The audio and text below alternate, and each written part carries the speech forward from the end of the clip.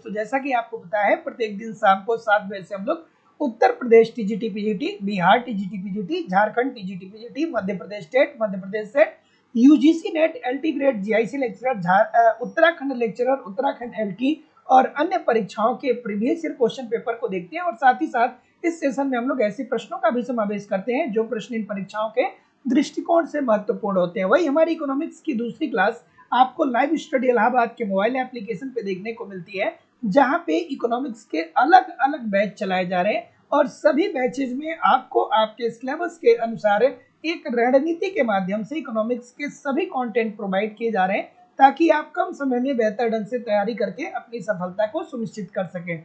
तो दोस्तों, live study Allahabad के मोबाइल एप्लीकेशन पे आपको आपके सिलेबस के अनुसार इकोनॉमिक्स के सभी कॉन्सेप्ट सिंपल, सटीक और साधारण भाषा में पढ़ाए जा रहे हैं। इसकी लाइव क्लास होती है। इनकेस अगर जो लाइव क्लास में आप नहीं जुड़ पाते हैं तो बाद में आपको रिकॉर्डेड क्लास भी मिल जाएगा, तो आप अपने समय के अनुसार जब चाहे क्लास को देख सकते हैं। और कॉन्सेप्ट पढ़ना बहुत जरूरी है, क्योंकि कॉन्सेप्ट आपकी क्लियर नहीं है ना, तब तक ऑब्जेक्टिव क्वेश्चन को सॉल्व करने में बहुत सारी कठिनाइयों का सामना करना पड़ता है।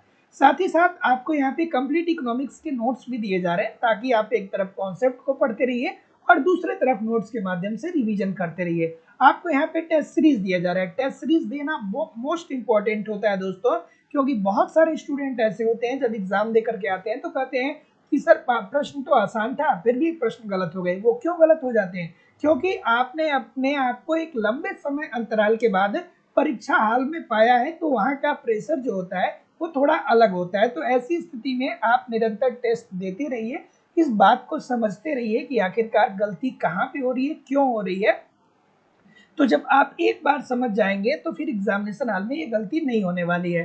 साथ ही साथ प्रीवियस ईयर के क्वेश्चन पेपर भी आपको दिए जा रहे हैं यहाँ पे, ताकि आपको पता ही होगा कि डायरेक्टली इनडायरेक्टली बहुत सारे क्वेश्चन प्रीवियस ईयर से पूछ लिए जाते हैं।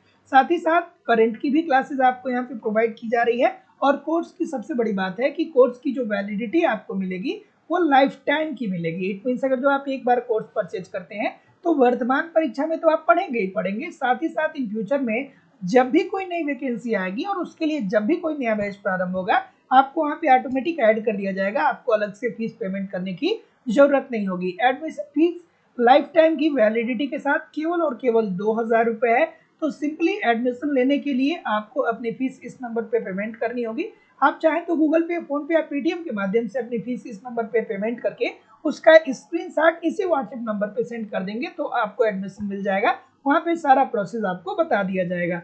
उसके अतिरिक्त अगर जो आप चाहें तो डिस्क्रिप्शन बॉक्स में जा सकते हैं, वहाँ पे एप्लीकेशन का लिंक दिया गया है। एप्लीकेशन को डाउनलोड करके डायरेक्ट भी कोर्स को परचेज कर सकते हैं। सभी बैचेज उपलब्ध हैं। उत्तर प्रदेश टीजीटी पीजीटी का अलग बैच है, बिहार टीजीटी पीजीटी का अलग बैच है। बीपीएससी 4.0 के लिए जो बैच स्टार्ट हुआ है उसके लिए यथा से भी जो लोग भी एडमिशन लेना चाहते हैं ले सकते हैं। UGC NET, Jharkhand TGT PGT, Jharkhand JET, Madhya Pradesh state, Madhya Pradesh SET, Uttarakhand lecturer, Uttarakhand LT grade, GIC lecturer और असिस्टेंट प्रोफेसर के साथ साथ अन्य सभी परीक्षाओं के लिए आपको बैच मिल जाएगा। और क्लास को स्टार्ट करें उससे पहले मैं आपको बता दूं कि जो नया बैच हमारा अभी फिलहाल स्टार्ट हुआ है, इसमें आपको उत्तर प्रदेश टीजीटी पीजीटी का नया बैच देखने को मिल जाएगा। बिहार बीपीएससी में 4.0 के लिए जो परीक्षा होने वाली है उसके लिए नया बैच देखने को मिल जाएगा। झारखंड में टीजीटी और उत्तराखंड में लेक्चरर के लिए नया बैच, मतलब सारे बैच आपको नए देखने को मिल जाएंगे।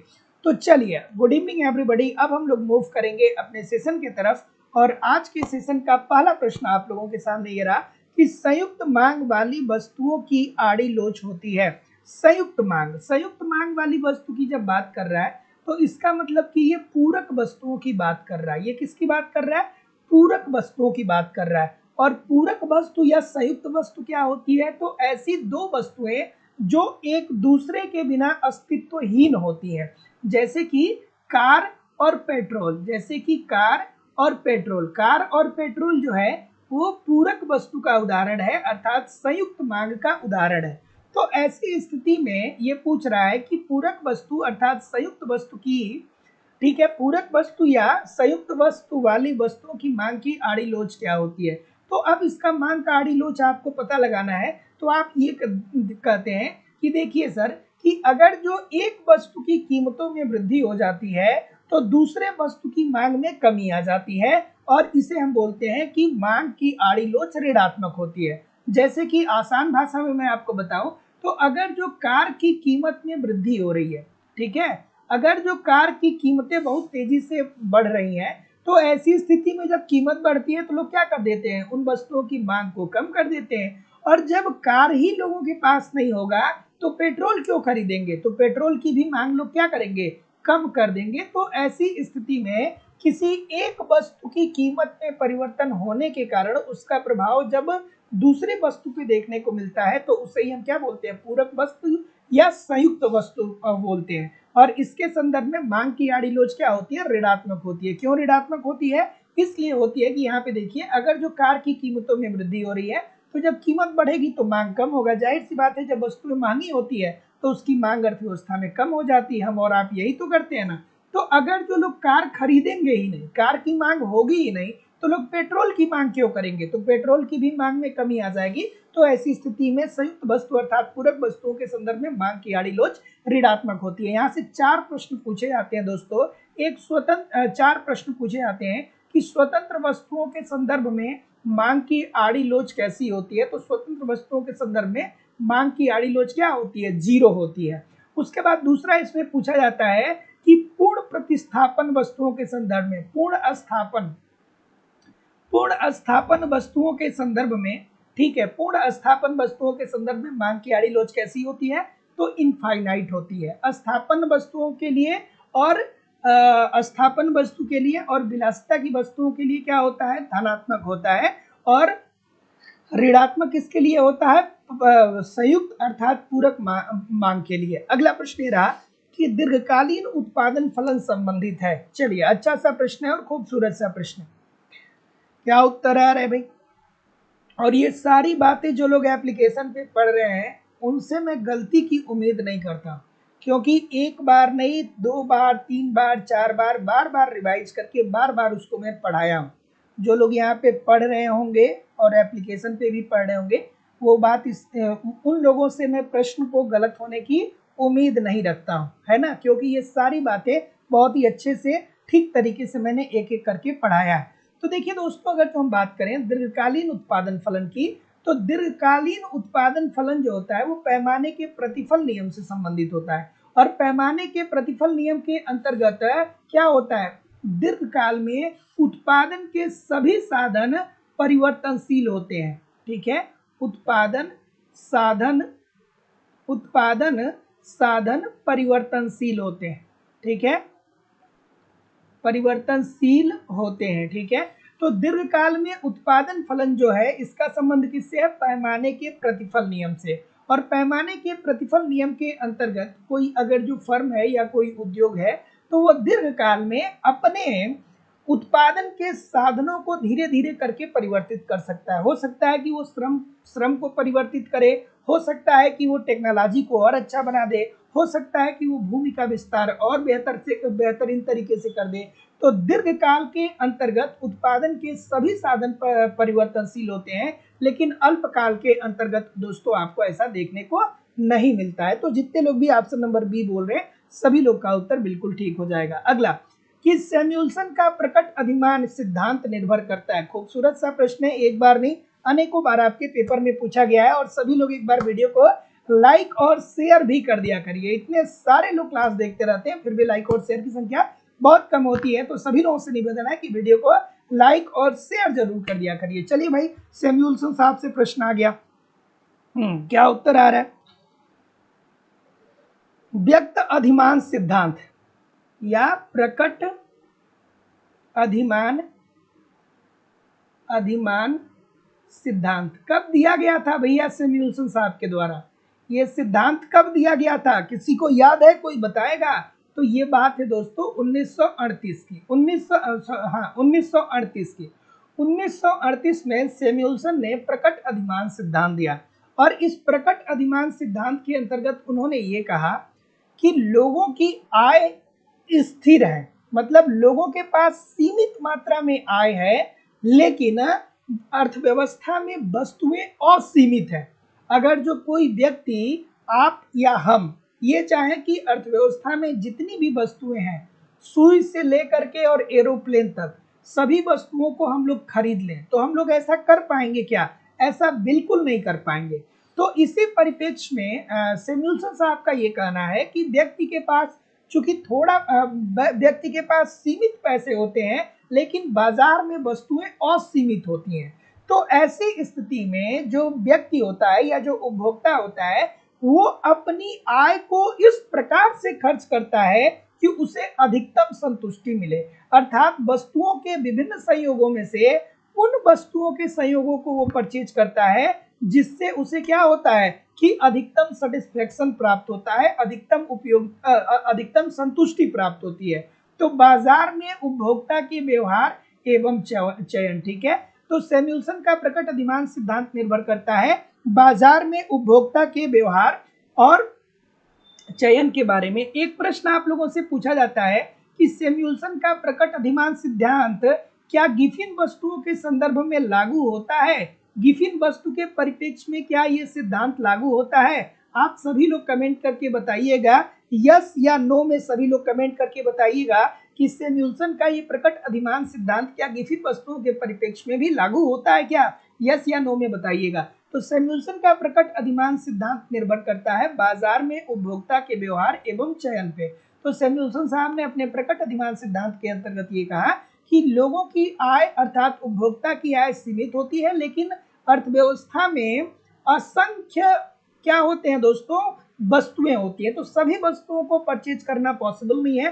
तो ऐसी स्थिति में एक उपभोक्ता ये देखता है कि कौन सा संयोग उसको अधिकतम संतुष्टि प्रदान कर सकता है और उसी संयोगों को क्या करता है, चुनता है। तो जितने लोग भी ऑप्शन नंबर ए बोल रहे हैं सभी लोग का उत्तर बिल्कुल ठीक हो जाएगा। और जितने लोग भी कह रहे हैं कि सर जी ये गिफिन वस्तुओं के संदर्भ में लागू नहीं होता है, सबकी ये बात सही है, ठीक है। तो याद रखिएगा, एक प्रश्न आपसे पूछा जाता है, अक्सर पेपर में देखने को मिलता है कि सैमुअल्सन का प्रकट अधिमांश सिद्धांत किन वस्तुओं के संदर्भ में लागू नहीं होता है? तो गिफिन वस्तुओं के संदर्भ में लागू नहीं होता है। और गिफिन वस्तुएं क्या होती हैं? ऐसी वस्तुएं होती हैं जहां पे बाजार का नियम लागू नहीं होता है। बाजार का नियम ये कहता है कि अगर जो किसी वस्तु की, अगर बाजार का नियम हमें क्या बताता है, ये बताता है कि अगर जो किसी वस्तु की कीमत में कमी आएगी तो उसका मांग बढ़ेगा, लेकिन गिफिन वस्तुओं के संदर्भ में ऐसा नहीं होता है। गिफिन वस्तु अपवाद है। इसमें क्या होता है कि अगर जो वस्तु की कीमत में कमी आ रही है तो लोग इसकी मांग को भी कम कर देते हैं, ठीक है। जैसे लोग उदाहरण देते हैं बाजरे का, या जैसे मिट्टी का तेल का उदाहरण दिया जाता है, ठीक है। तो गिफिन वस्तुएं ऐसी निम्न श्रेणी की वस्तुएं होती हैं जिसकी कीमतों में कमी आने से उसकी मांग भी कम हो जाती है। अर्थात सैमुअल्सन का प्रकट अधिमांश सिद्धांत गिफिन वस्तुओं के परिप्रेक्ष्य में लागू नहीं होता है। अगला प्रश्न कि मांग उत्पन्न करने के लिए क्या आवश्यक है? कितना खूबसूरत सा प्रश्न है। और बहुत सारे स्टूडेंट इस प्रश्न को गलत करते हैं, बहुत सारे स्टूडेंट इस प्रश्न को गलत करते हैं। जैसे मान लीजिए कि हमारी और आपकी इच्छा क्या है, हमारी और आपकी इच्छा ये भी तो है ना कि भैया एरोप्लेन खरीद लेते और घर पे रखे रहते, जहां मन करता है वहां एरोप्लेन से चले जाते। एक हमारी ये भी तो इच्छा हो सकती है ना, हो सकती है कि नहीं हो सकती है? तो लेकिन ये हमारी मांग नहीं हो सकती है। इच्छा और मांग में अंतर होता है। जब रास्ते में किसी महंगी गाड़ी को आप देखते हैं ना, तो लगता है कि ये हमारे पास क्यों नहीं है, हम इसे हमारे पास रहता तो ज़्यादा बेहतर होता है। लेकिन क्या आप उसकी मांग कर पाएंगे? आपकी इनकम अगर जो महीने की 10,000 रुपये है या 50,000 रुपये है, तो क्या आप 10 करोड़ की कार की मांग कर सकते हैं? क्या नहीं कर सकते हैं? तो देखिए दोस्तों, किसी वस्तु की मांग निर्धारित करने के 3 तत्व होते हैं। कब कहेंगे कि आप किसी वस्तु का मांग कर रहे हैं? तो किसी वस्तु का मांग आप कर रहे हैं, उसके लिए 3 बातों का होना बहुत जरूरी है कि आपकी रुचि है कि नहीं उस वस्तु के लिए, ठीक है। आपकी रुचि, जिस वस्तु को आप परचेज करना चाहते हैं उस वस्तु में आपकी रुचि है कि नहीं है, ठीक है। दूसरी जो बात होती है ये होता है उपभोक्ता की आय, ठीक है। उपभोक्ता की आय मतलब आपके पास कीमत है कि नहीं है, वस्तु को परचेज करने की कीमत है कि नहीं है। और जो तीसरा होता है वो होता है तत्परता, तत्परता, ठीक है, तत्परता, कि आपके पास, ठीक है, कि आपकी रुचि है कि हमें एक कार खरीदनी है। कार आपको खरीदनी है तो कार खरीदने के लिए पैसा भी तो होना चाहिए, पैसा होना चाहिए, अर्थात आय होना चाहिए। और अगर जो पैसा भी है तो आपके पास इतनी तत्परता होनी चाहिए कि पैसा ले करके आप कार के शोरूम में जाएं। ठीक है, अब जब कार के शोरूम में जाएंगे तभी आप कार खरीद पाएंगे, तो तत्परता। तो ये तीन बातें जब मिलती है ना, तभी हम कहेंगे कि किसी वस्तु की मांग जनरेट होती है। अर्थात इसमें ऑप्शन नंबर बी जितने लोग भी बोल रहे हैं सभी लोग का उत्तर यहाँ पे एब्सोल्युटली 100% ठीक हो जाएगा। तो मांग किसी, जैसे हम ये कहें कि एरोप्लेन, क्या ये आपकी मांग है? एरोप्लेन आपकी मांग नहीं है। हम कहें कि ट्रैक्टर, ट्रैक्टर आपकी मांग है क्या? आपको ट्रैक्टर से क्या करना है? आप कॉम्पिटिटिव एग्जामिनेशन की तैयारी करने, आपको ट्रैक्टर से क्या करना है? तो मांग तभी होगा जब उस वस्तु को खरीदने की आपकी रुचि होगी, आपके पास पैसा होगा और तत्परता होगा कि आप जाकर के उसे खरीद पाएं। तो इसमें जितने लोग भी बी बोल रहे हैं बिल्कुल ठीक बोल रहे हैं। एग्जामिनेशन हॉल में बहुत सारे बच्चे उत्पादन करके आते हैं, लेकिन इस बात को ध्यान रखिएगा। अगला प्रश्न ये रहा कि लगान का आधुनिक सिद्धांत संबंधित है। एक बार नहीं, बहुत बार ये प्रश्न पूछा गया। चलिए सभी लोग एक बार लाइक और शेयर जरूर करते रहा करिए। बिल्कुल ठीक है, काम्या सिंह जी, मीनू यादव जी, राजकुमार प्रजापति जी, अर्चू जी, किशोरी जी, पूनम गुप्ता जी, संध्या पांडे जी, पिंकी जी बिल्कुल ठीक है, सदानंद मिश्रा जी, छोटे लाल, गौतम जी बिल्कुल ठीक है, निशा जी, नविता भट्ट जी, सुरेश कुमार जी, अक्षय गौरी जी बिल्कुल ठीक है, मोहम्मद साहिद नूरी जी। सभी लोगों से निवेदन है, जितने लोग भी यहाँ पे जुड़े हैं सभी लोगों से निवेदन है कि वीडियो को एक बार लाइक और शेयर जरूर कर दिया करिए। चलिए अगला प्रश्न ये रहा कि लगान का आधुनिक सिद्धांत संबंधित है। तो क्या उत्तर आ रहा है भाई? ऑप्शन नंबर, ठीक है, थोड़ा आराम से, सभी लोग भी बोल रहे हैं। श्रीमती जॉन रॉबिन्सन क्या कहती हैं भाई? श्रीमती जॉन रॉबिन्सन क्या बोलती हैं? श्रीमती जॉन रॉबिन्सन क्या बोलती है? कमेंट करके थोड़ा मुझे बताइए कि वो क्या बोलती हैं। बिल्कुल ठीक है, बिल्कुल। और कोई? और कोई?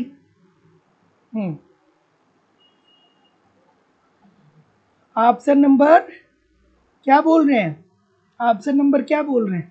बी बोल रहे हैं सभी लोग कि लगान का आधुनिक सिद्धांत किसने दिया था? श्रीमती जॉन रॉबिन्सन ने दिया था। लेकिन लगान के सिद्धांत के अंतर्गत उन्होंने क्या कहा था? थोड़ा सा कमेंट करके मुझे बताइए कि लगान का आधुनिक सिद्धांत जो श्रीमती जॉन रॉबिन्सन ने दिया था उन्होंने क्या कहा था कि लगान होता क्या है? चलिए सभी लोग पहले कमेंट करके बताइए। ठीक है, सभी लोग एक बार कमेंट करके बताइए। तो जैसा कि मैं देख पा रहा हूँ जितने लोग भी बी बोल रहे हैं सभी लोग का उत्तर यहाँ पे एब्सोल्युटली 100% ठीक होने वाला है। हाँ, क्या बोल रहे हैं? सीमितता एंड दुर्बलता नहीं, थोड़ा और सुधारिए, थोड़ा सा और सुधार करने की जरूरत है, थोड़ा सा और सुधारिए, है ना? तो जितने लोग भी ऑप्शन नंबर बी बोल रहे हैं बिल्कुल ठीक बोल रहे हैं। और आपको सुधार ये करना है कि रॉबिन्सन ने ये कहा कि लगान साधनों की विशिष्टता तथा अविशिष्टता का परिणाम होता है। ठीक है, जो साधन होते हैं, उत्पादन के जो साधन होते हैं, उत्पादन के साधनों की विशिष्टता और अविशिष्टता के कारण ही लगान उत्पन्न होता है। और लगान विशिष्ट साधनों पे प्राप्त होता है, अर्थात लगान ऐसे साधनों पे प्राप्त होता है जो विशिष्ट होते हैं, अर्थात जो उत्पादकता को बढ़ाते हैं। तो लगान को विशिष्ट और अविशिष्ट से जोड़ा, किसने जोड़ा? श्रीमती जॉन रॉबिन्सन ने। और इन्होंने कहा कि जो लगान होता है ये उत्पादन के विशिष्ट साधनों के कारण प्राप्त होता है। तो जितने लोग भी ऑप्शन नंबर बी बोल रहे हैं बिल्कुल ठीक बोल रहे हैं। अगला कि निम्नलिखित में से किस वस्तु की मांग की कीमत लोच सबसे कम है? ये प्रश्न अब आपको देखने में लगेगा कि बड़ा आसान है, लेकिन एग्जामिनेशन हॉल में 50% से ज्यादा लोग इस प्रश्न को गलत करके आते हैं। एग्जामिनेशन हॉल में 50% से ज्यादा लोग इस प्रश्न को गलत करके आते हैं। थोड़ा आराम से इस प्रश्न का उत्तर करिएगा और थोड़ा कॉमन सेंस भी लगाइएगा। ठीक है, कॉमन सेंस लगाने की जरूरत होगी इस प्रश्न में। चलिए बताइए कि निम्नलिखित में से किस वस्तु की मांग की कीमत लोच सबसे कम है? तो मांग की कीमत लोच सबसे कम होने का मतलब क्या होगा? इतने सारे लोग गलत कर रहे हैं, इतने सारे लोग गलत कर रहे हैं। तो देखिए, मांग की कीमत लोच का मतलब क्या होता है? मांग की कीमत लोच का ये मतलब होता है कि उनकी कीमतों में परिवर्तन से उसकी मांगी गई मात्रा में कोई बहुत ज्यादा परिवर्तन नहीं होगा। अर्थात अगर जो वस्तु की कीमत में परिवर्तन से मांगी गई मात्रा में ज्यादा परिवर्तन नहीं होता है। ठीक है, अब इस बात को आप ध्यान से समझ लीजिए। इतने सारे लोग कह रहे हैं, कुछ महानुभाव कह रहे हैं कि ए होगा, कुछ कह रहे हैं बी होगा, कुछ कह रहे हैं सी होगा, कुछ तो आलू भी बता रहे हैं। तो जो आलू बता रहे हैं वो पता है क्या सोच के बता रहे हैं? क्योंकि आलू की कीमत सबसे कम होती है। उनके दिमाग में ये चल रहा है कि आलू की कीमत सबसे कम होती है, तो इसलिए हम कह सकते हैं कि आलू की कीमतों में परिवर्तन से आलू की मांगी गई मात्रा में परिवर्तन नहीं होगा।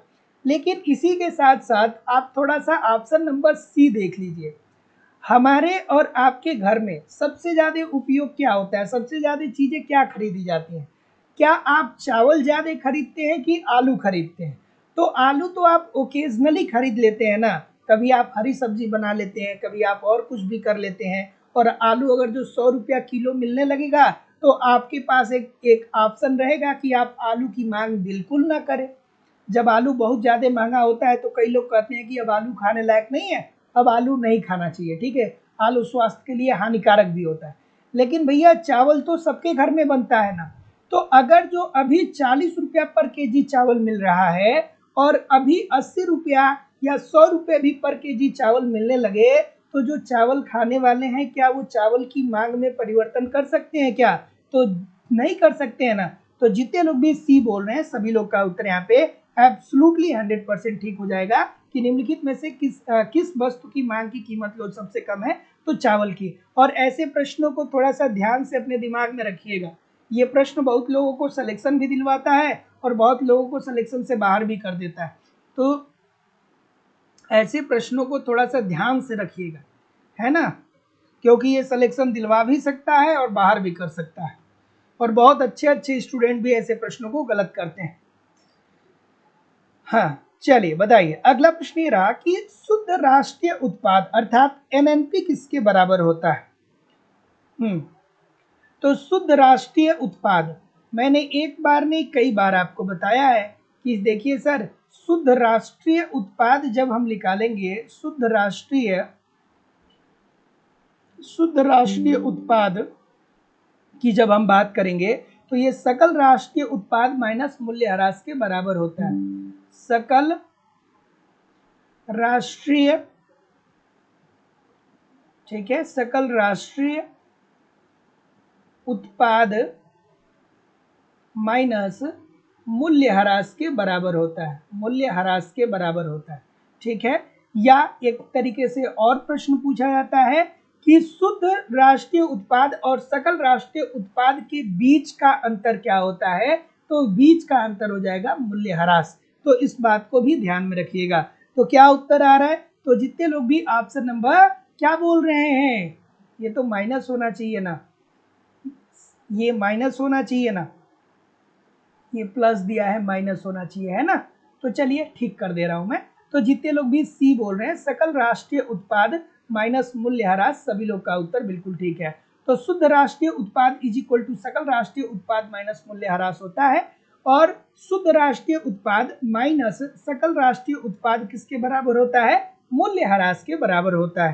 तो जितने लोग भी ऑप्शन नंबर सी बोल रहे हैं बिल्कुल ठीक बोल रहे हैं। अगला, त्वरक के सिद्धांत का सूत्रपात किया। और मूल्यह्रास क्या होता है? बार बार आप इकोनॉमिक्स में पढ़ते हैं मूल्यह्रास मूल्यह्रास मूल्यह्रास। मूल्यह्रास क्या होता है? एक बार नहीं 500 बार बताया। थोड़ा सा कमेंट करके बताइए मुझे कि मूल्यह्रास क्या होता है। बहुत बार बताया हूं। चलिए अगला प्रश्न कमेंट करके बताइए। देखिए यहाँ पे पूछ रहा है कि त्वरक के सिद्धांत का सूत्रपात किसने किया? तो देखिए अगर जो त्वरक की बात करें तो त्वरक की अवधारणा सर्वप्रथम किसने दिया? मेरे शब्दों को बस सुनते रहिए, इकोनॉमिक्स बच्चों का खेल हो जाएगा।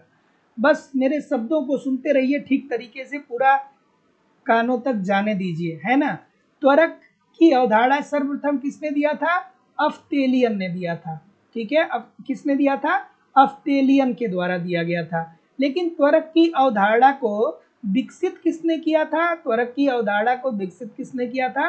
तो किया था जेबी क्लार्क ने। किसने किया था? जेबी क्लार्क ने त्वरक की अवधारणा को विकसित किया था। और त्वरक की अवधारणा को सर्वप्रथम किसने दिया था? तो अफ्तेलियन ने दिया था। और त्वरक क्या बताता है? त्वरक क्या बताता है? तो त्वरक ये बताता है कि आय में होने वाली वृद्धि के परिणाम स्वरूप निवेश में होने वाली वृद्धि को ही त्वरक कहते हैं। आय में वृद्धि के परिणाम स्वरूप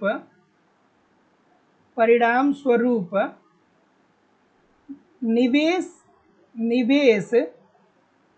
में वृद्धि को त्वरक कहते हैं, ठीक है। अर्थात जब आय में वृद्धि होती है तो उससे क्या होता है कि निवेश में भी वृद्धि देखने को मिलता है, जिसे A is equal to delta I upon delta C से इंडिकेट किया जाता है कि निवेश में अगर जो वृद्धि होगी, सॉरी आय में अगर जो वृद्धि होगी तो निवेश में भी वृद्धि होगी। तो त्वरक सिद्धांत का सूत्रपात किसने किया था? तो जितने लोग भी ऑप्शन नंबर ए बोल रहे हैं कि सर जेबी क्लार्क, क्योंकि अफ्तेलियन तो इसमें दिए ही नहीं है, तो जितने लोग भी ऑप्शन नंबर ए बोल रहे हैं बिल्कुल ठीक बोल रहे हैं कि त्वरक की अवधारणा सर्वप्रथम अफ्तेलियन ने दिया था, विकसित जेबी क्लार्क ने किया था। और त्वरक होता क्या है कि आय में वृद्धि के परिणाम स्वरूप निवेश में हुई वृद्धि, ठीक है। अब आपको यहीं पे क्या याद आ जाना चाहिए? गुणक भी याद आ जाना चाहिए कि गुणक की अवधारणा सर्वप्रथम किसने दिया था? किसने दिया था? आरएफ काहन ने रोजगार गुणक के रूप में। गुणक की अवधारणा को विकसित किसने किया था? निवेश गुणक के रूप में किन्स ने। गुणक होता क्या है? कमेंट करके बताइए। तो निर्यातों में जब वृद्धि किया जाता है तो जितनी तेजी से निर्यात बढ़ता है उसके के गुना वृद्धि राष्ट्रीय आय में होती है ना। ये गुणक होता है। अगला प्रश्न है कि किन्स का रोजगार सिद्धांत किससे संबंधित है? किन्स का रोजगार सिद्धांत किससे संबंधित है? कितना खूबसूरत सा प्रश्न है, एक बार नहीं अनेकों बार आपके पेपर में पूछा गया। देखिए किन्स साहब का ये मानना था ना कि हम लोग अल्पकाल में ही जीते हैं। उनका ये कहना था कि हजारों साल से इस पृथ्वी पे लोग आते रहे हैं, जाते रहे हैं, हम लोगों की बहुत सारी पीढ़ी आई, बहुत सारी पीढ़ी गई, और हम लोग मैक्सिमम कितना जीते हैं? हम लोग मैक्सिमम जीते हैं 100 साल, ठीक है। तो किन्स साहब का ये कहना था कि मनुष्य जो है ना वो अल्पकाल में ही अपनी जीवन को जीता है, क्योंकि पृथ्वी का इतिहास तो हजारों साल का है। तो ऐसी स्थिति में मनुष्य क्या है? मनुष्य जो है वो जो उन्होंने सिद्धांत दिया, किन्स ने जो रोजगार सिद्धांत दिया, ये किससे संबंधित है? अल्पकाल से संबंधित है। और उनका ये मानना था कि जो दीर्घकाल होता है इसमें सभी मनुष्य क्या हो जाते हैं? मर जाते हैं। अब ये उन्होंने अपने स्टेटमेंट में कहा है। तो जितने लोग भी ए बोल रहे हैं सभी लोग का उत्तर बिल्कुल ठीक हो जाएगा। अगला कि निम्नलिखित में से कौन बेरोजगारी के प्रतिष्ठित सिद्धांत से संबंधित है? सभी लोग लाइक और शेयर कर दीजिए। इतने सारे लोग हैं फिर भी लाइक और शेयर की संख्या बहुत कम है। 50% लोग भी लाइक नहीं किए। ऐसा क्यों है भाई? लाइक शेयर करते रहा करिए, क्लास आपकी है तो जिम्मेदारी भी आपकी बनती है ना। ठीक है, बिल्कुल। तो देखिए दोस्तों,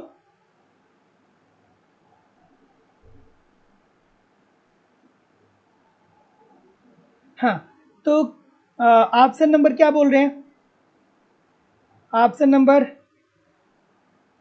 ठीक है, हाँ। तो जितने लोग भी ऑप्शन नंबर, हाँ ये बात बिल्कुल ठीक है, क्योंकि जब किन्स साहब आते हैं ना तो प्रतिष्ठित अर्थशास्त्रियों की बहुत सारी आलोचना करते हैं, और किन्स साहब जहाँ जहाँ पे भी उनकी आलोचना करते हैं मैक्सिमम टाइम वो क्या होते हैं? अपने आप को सही ही पाते हैं, या उनकी बात सही ही होती है। जैसे कि यहाँ पे देखिए, जो प्रतिष्ठित अर्थशास्त्री थे उनका ये कहना था कि अर्थव्यवस्था में बेरोजगारी है ही नहीं, ठीक है। उन्होंने कहा था कि अर्थव्यवस्था में बेरोजगारी है ही नहीं, बेरोजगारी की दशा एक अनैच्छिक दशा है, और दीर्घकाल में धीरे धीरे अर्थव्यवस्था में ऐसी क्रिया प्रतिक्रिया चलती रहती है जिससे बेरोजगारी एक तो अर्थव्यवस्था में होती नहीं है, और अगर जो किसी कारणवश बेरोजगारी उत्पन्न भी हो जाती है तो लोग क्या करते हैं कि मतलब अर्थव्यवस्था में ऐसी क्रिया प्रतिक्रिया चलने लगती है कि लोगों को रोजगार मिल जाता है। तो इसके बाद जब किन्स साहब आते हैं तो किन्स साहब इन लोगों की आलोचना कर देते हैं, कहते हैं कि अच्छा आप कह रहे हैं कि बेरोजगारी की दशा विद्यमान नहीं है, लेकिन वास्तविक जगत में ऐसा देखने को मिलता है कि लाखों श्रमिक ऐसे हैं जो प्रचलित मजदूरी से कम कीमत पे या जिन्हें रोजगार ही नहीं प्राप्त है। तो आप ऐसे कैसे कह सकते हैं कि अर्थव्यवस्था में बेरोजगारी नहीं है। तो किन्स साहब ने बेरोजगारी की समस्या से निपटने के लिए कहा कि हमें बृहद पैमाने पे निवेश करना है और हमें समग्र मांग में वृद्धि करने की जरूरत है, हमें प्रभावपूर्ण मांग बढ़ाने की जरूरत है। तो जितने लोग भी ऑप्शन नंबर ए बोल रहे हैं सभी लोग का उत्तर यहाँ पे बिल्कुल ठीक हो जाएगा। अगला प्रश्न, प्रभावी मांग की धारणा दी। अब बच्चों वाला प्रश्न आ गया। चलिए अगला, ठीक है,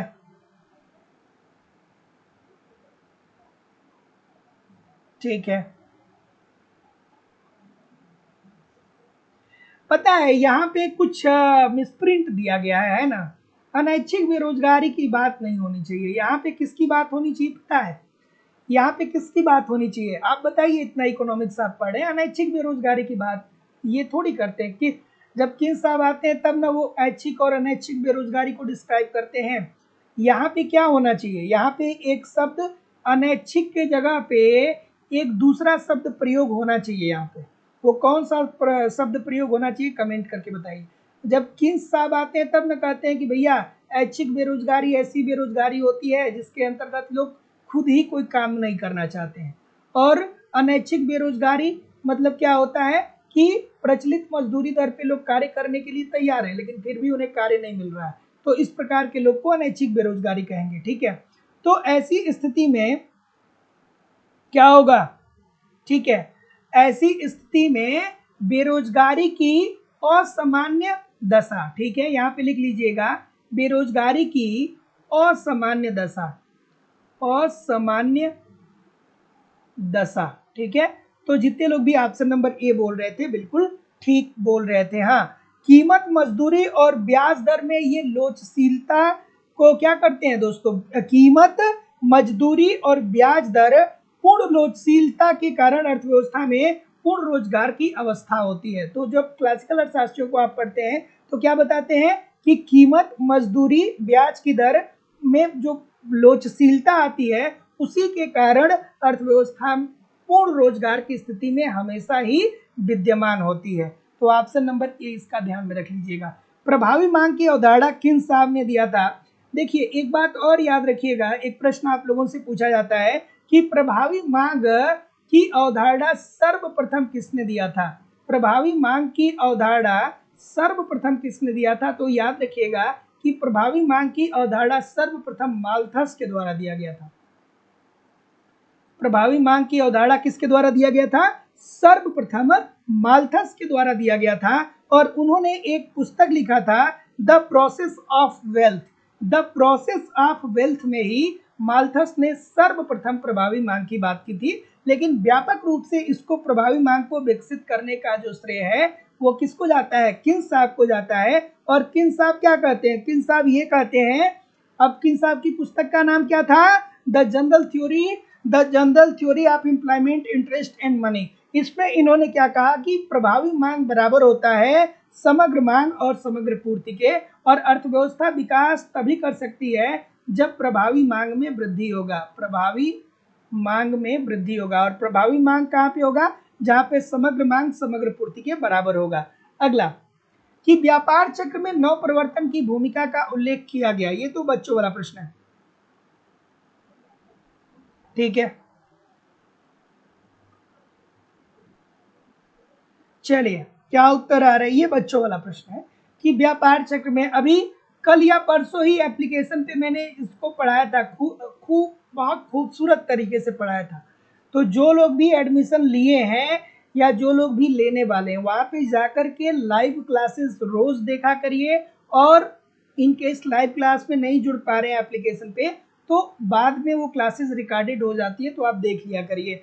ठीक है, तो यहाँ 2-3 बातें दोस्तों आपको पता होनी चाहिए। ये तो सबको पता है, मुझे तो सबको पता हो, मुझे पता है कि ये बात सबको पता होगी कि शुम्पीटर साहब ने नवप्रवर्तन की भूमिका का उल्लेख किया, लेकिन नवप्रवर्तक होगा कौन, इसके लिए 3-4 कंडीशन वो बताते हैं। कहते हैं कि देखिए, जो नवप्रवर्तक होगा ना वो किसी नए वस्तु का खोज करे। ठीक है, उसके लिए क्या क्या शर्त उन्होंने बताया, 3-4 शर्त बताया कि किसे नवप्रवर्तक कहा जाएगा। तो उन्होंने कहा कि नए नए वस्तुओं का खोज करे, मतलब किसी ऐसे वस्तु का खोज करे जो आज के पहले किसी और ने नहीं बनाया। जैसे मैं आपसे बार बार कहता हूं कि देखिए, पहले क्या होता था कि पहले 3G फोन था, तो 3G के जगह पे किसी ने सोचा कि लोगों को इंटरनेट और अच्छा चाहिए और स्पीड से चाहिए तो 4G लाओ।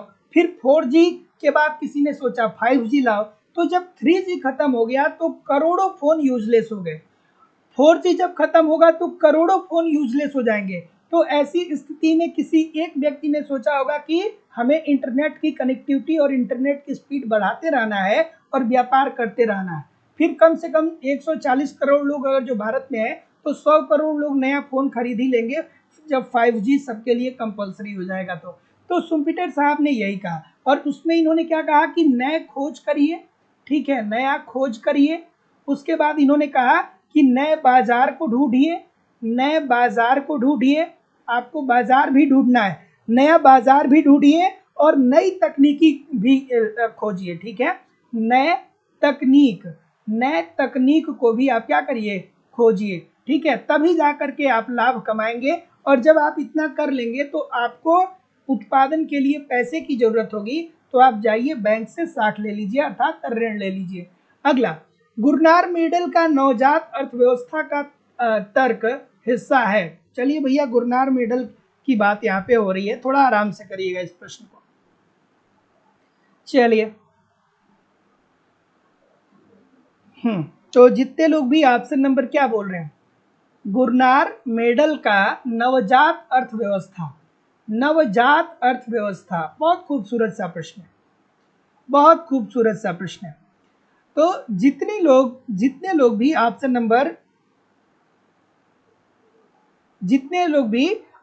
नंबर क्या बोल रहे हैं, ये बोल रहे हैं कि संरक्षणवादी विदेशी व्यापार नीति, सभी लोग का उत्तर यहाँ पे बिल्कुल ठीक है। गुरनार मेडल का ये मानना था कि जब कोई एक विकासशील देश, जब कोई, अब इन्होंने अपने इस सिद्धांत में क्या कहा, तो इनका सिद्धांत ये बताता है कि जब कोई विकासशील देश विकसित देश से व्यापार करता है, विकसित देश से क्या करता है, व्यापार करता है, तो इससे क्या होता है कि इससे आर्थिक विषमता को जन्म मिलता है, और ऐसी स्थिति में जो विकासशील देश होते हैं उनको नुकसान होता है, क्योंकि विकासशील देश अपने कच्चे माल को ही भेजेंगे विकसित देशों को, क्योंकि विकासशील देश में खुद की टेक्नोलॉजी नहीं होती है। तो ऐसी स्थिति में गुरनार मेडल साहब ने ये कहा कि विकासशील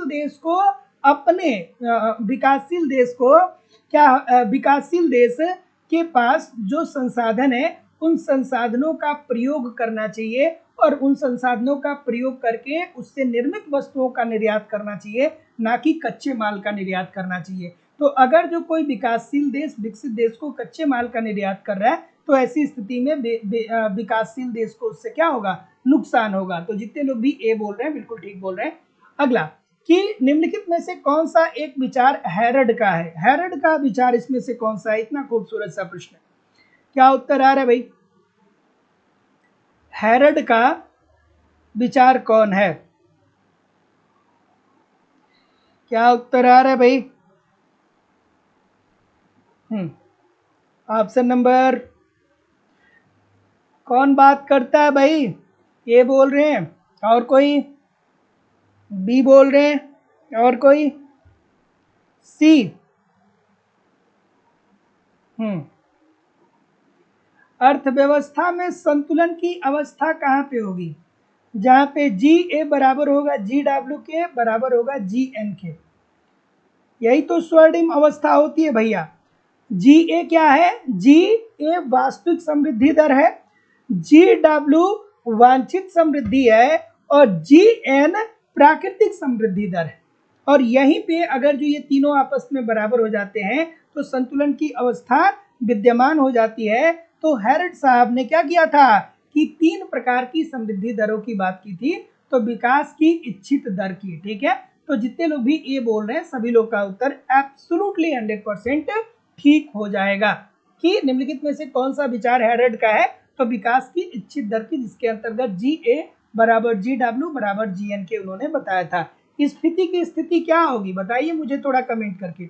स्फीति की स्थिति क्या होगी? इसीलिए मैं कहता हूँ कि कॉन्सेप्ट पढ़ा करिए। अब जो पिछला क्वेश्चन है, अगर जो आपने हैरड डोमर मॉडल को सब विस्तार से नहीं पढ़ा है, उनकी हर एक टेक्निकलिटी को आप नहीं समझे है ना, तब तक आप वहां से प्रश्न करना बहुत मुश्किल है।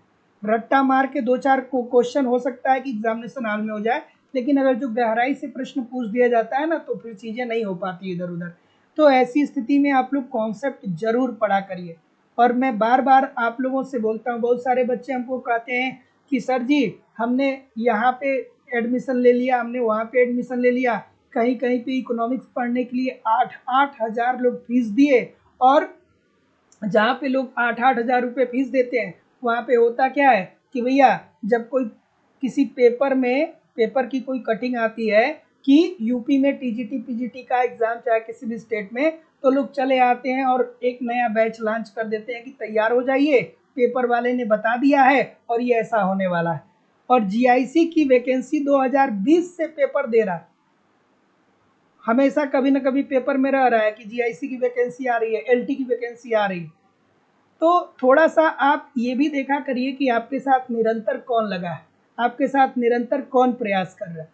मैं आपको 705 नंबर की ये क्लास दे रहा हूँ, एप्लीकेशन पे भी मैं रोज क्लास देता हूँ, यूट्यूब पे भी मैं रोज क्लास देता हूँ। बस आप निरंतर पढ़िए तो, और इधर उधर के चक्कर में बहुत ज़्यादा मत फंसिए, है ना। चलिए आगे बढ़ते हैं अगले प्रश्न की तरफ। चूंकि आज एक लड़का मुझे बिहार से फ़ोन किया और वो मतलब बहुत मायूस था, बहुत परेशान था, कहा कि सर बहुत ज़्यादा पैसा कोचिंग में दे दिए और हम पढ़ भी नहीं पाए, वहाँ पे उस तरीके से चीज़ें पढ़ाई भी नहीं जा रही हैं बेसिक लेवल से। हम तो ये कहता हूँ कि अगर जो आप इकोनॉमिक्स बिल्कुल जीरो भी जानते होंगे ना, तो मेरी हर एक बात आपको समझ में आएगी, और जो लोग भी यहाँ पे पढ़ रहे हैं वो लोग इस बात से सहमत भी होंगे, है ना। चलिए आगे बढ़ते हैं। तो निम्नलिखित में से कौन आय वितरण को मापने में प्रयुक्त होता है? तो देखिए दोस्तों, आय वितरण को मापने में प्रयुक्त होता है, थोड़ा आराम से करिएगा। चलिए, तो आय वितरण नहीं, आय की विषमता होनी चाहिए। तो आय में विषमता को मापने की 2 विधियां हैं, एक है गिनी गुणांक और दूसरा है लॉरेंज वक्र। ठीक है, एक होता है गिनी गुणांक और दूसरा होता है लॉरेंज वक्र। गिनी गुणांक का जो मान होता है वो किसके किसके मध्य होता है? 0 से लेकर के 1 से। तो अगर जो गिनी गुणांक का मान 0 है तो इसका मतलब ये है कि पूर्ण रूप से अर्थव्यवस्था में समानता है। अर्थव्यवस्था में क्या है? पूर्ण रूप से समानता है, अर्थात आय विषमता नहीं है। लेकिन अगर जो गिनी गुणांक का मान 1 है तो ऐसी स्थिति में हम कहेंगे कि अर्थव्यवस्था में पूर्ण विषमता है।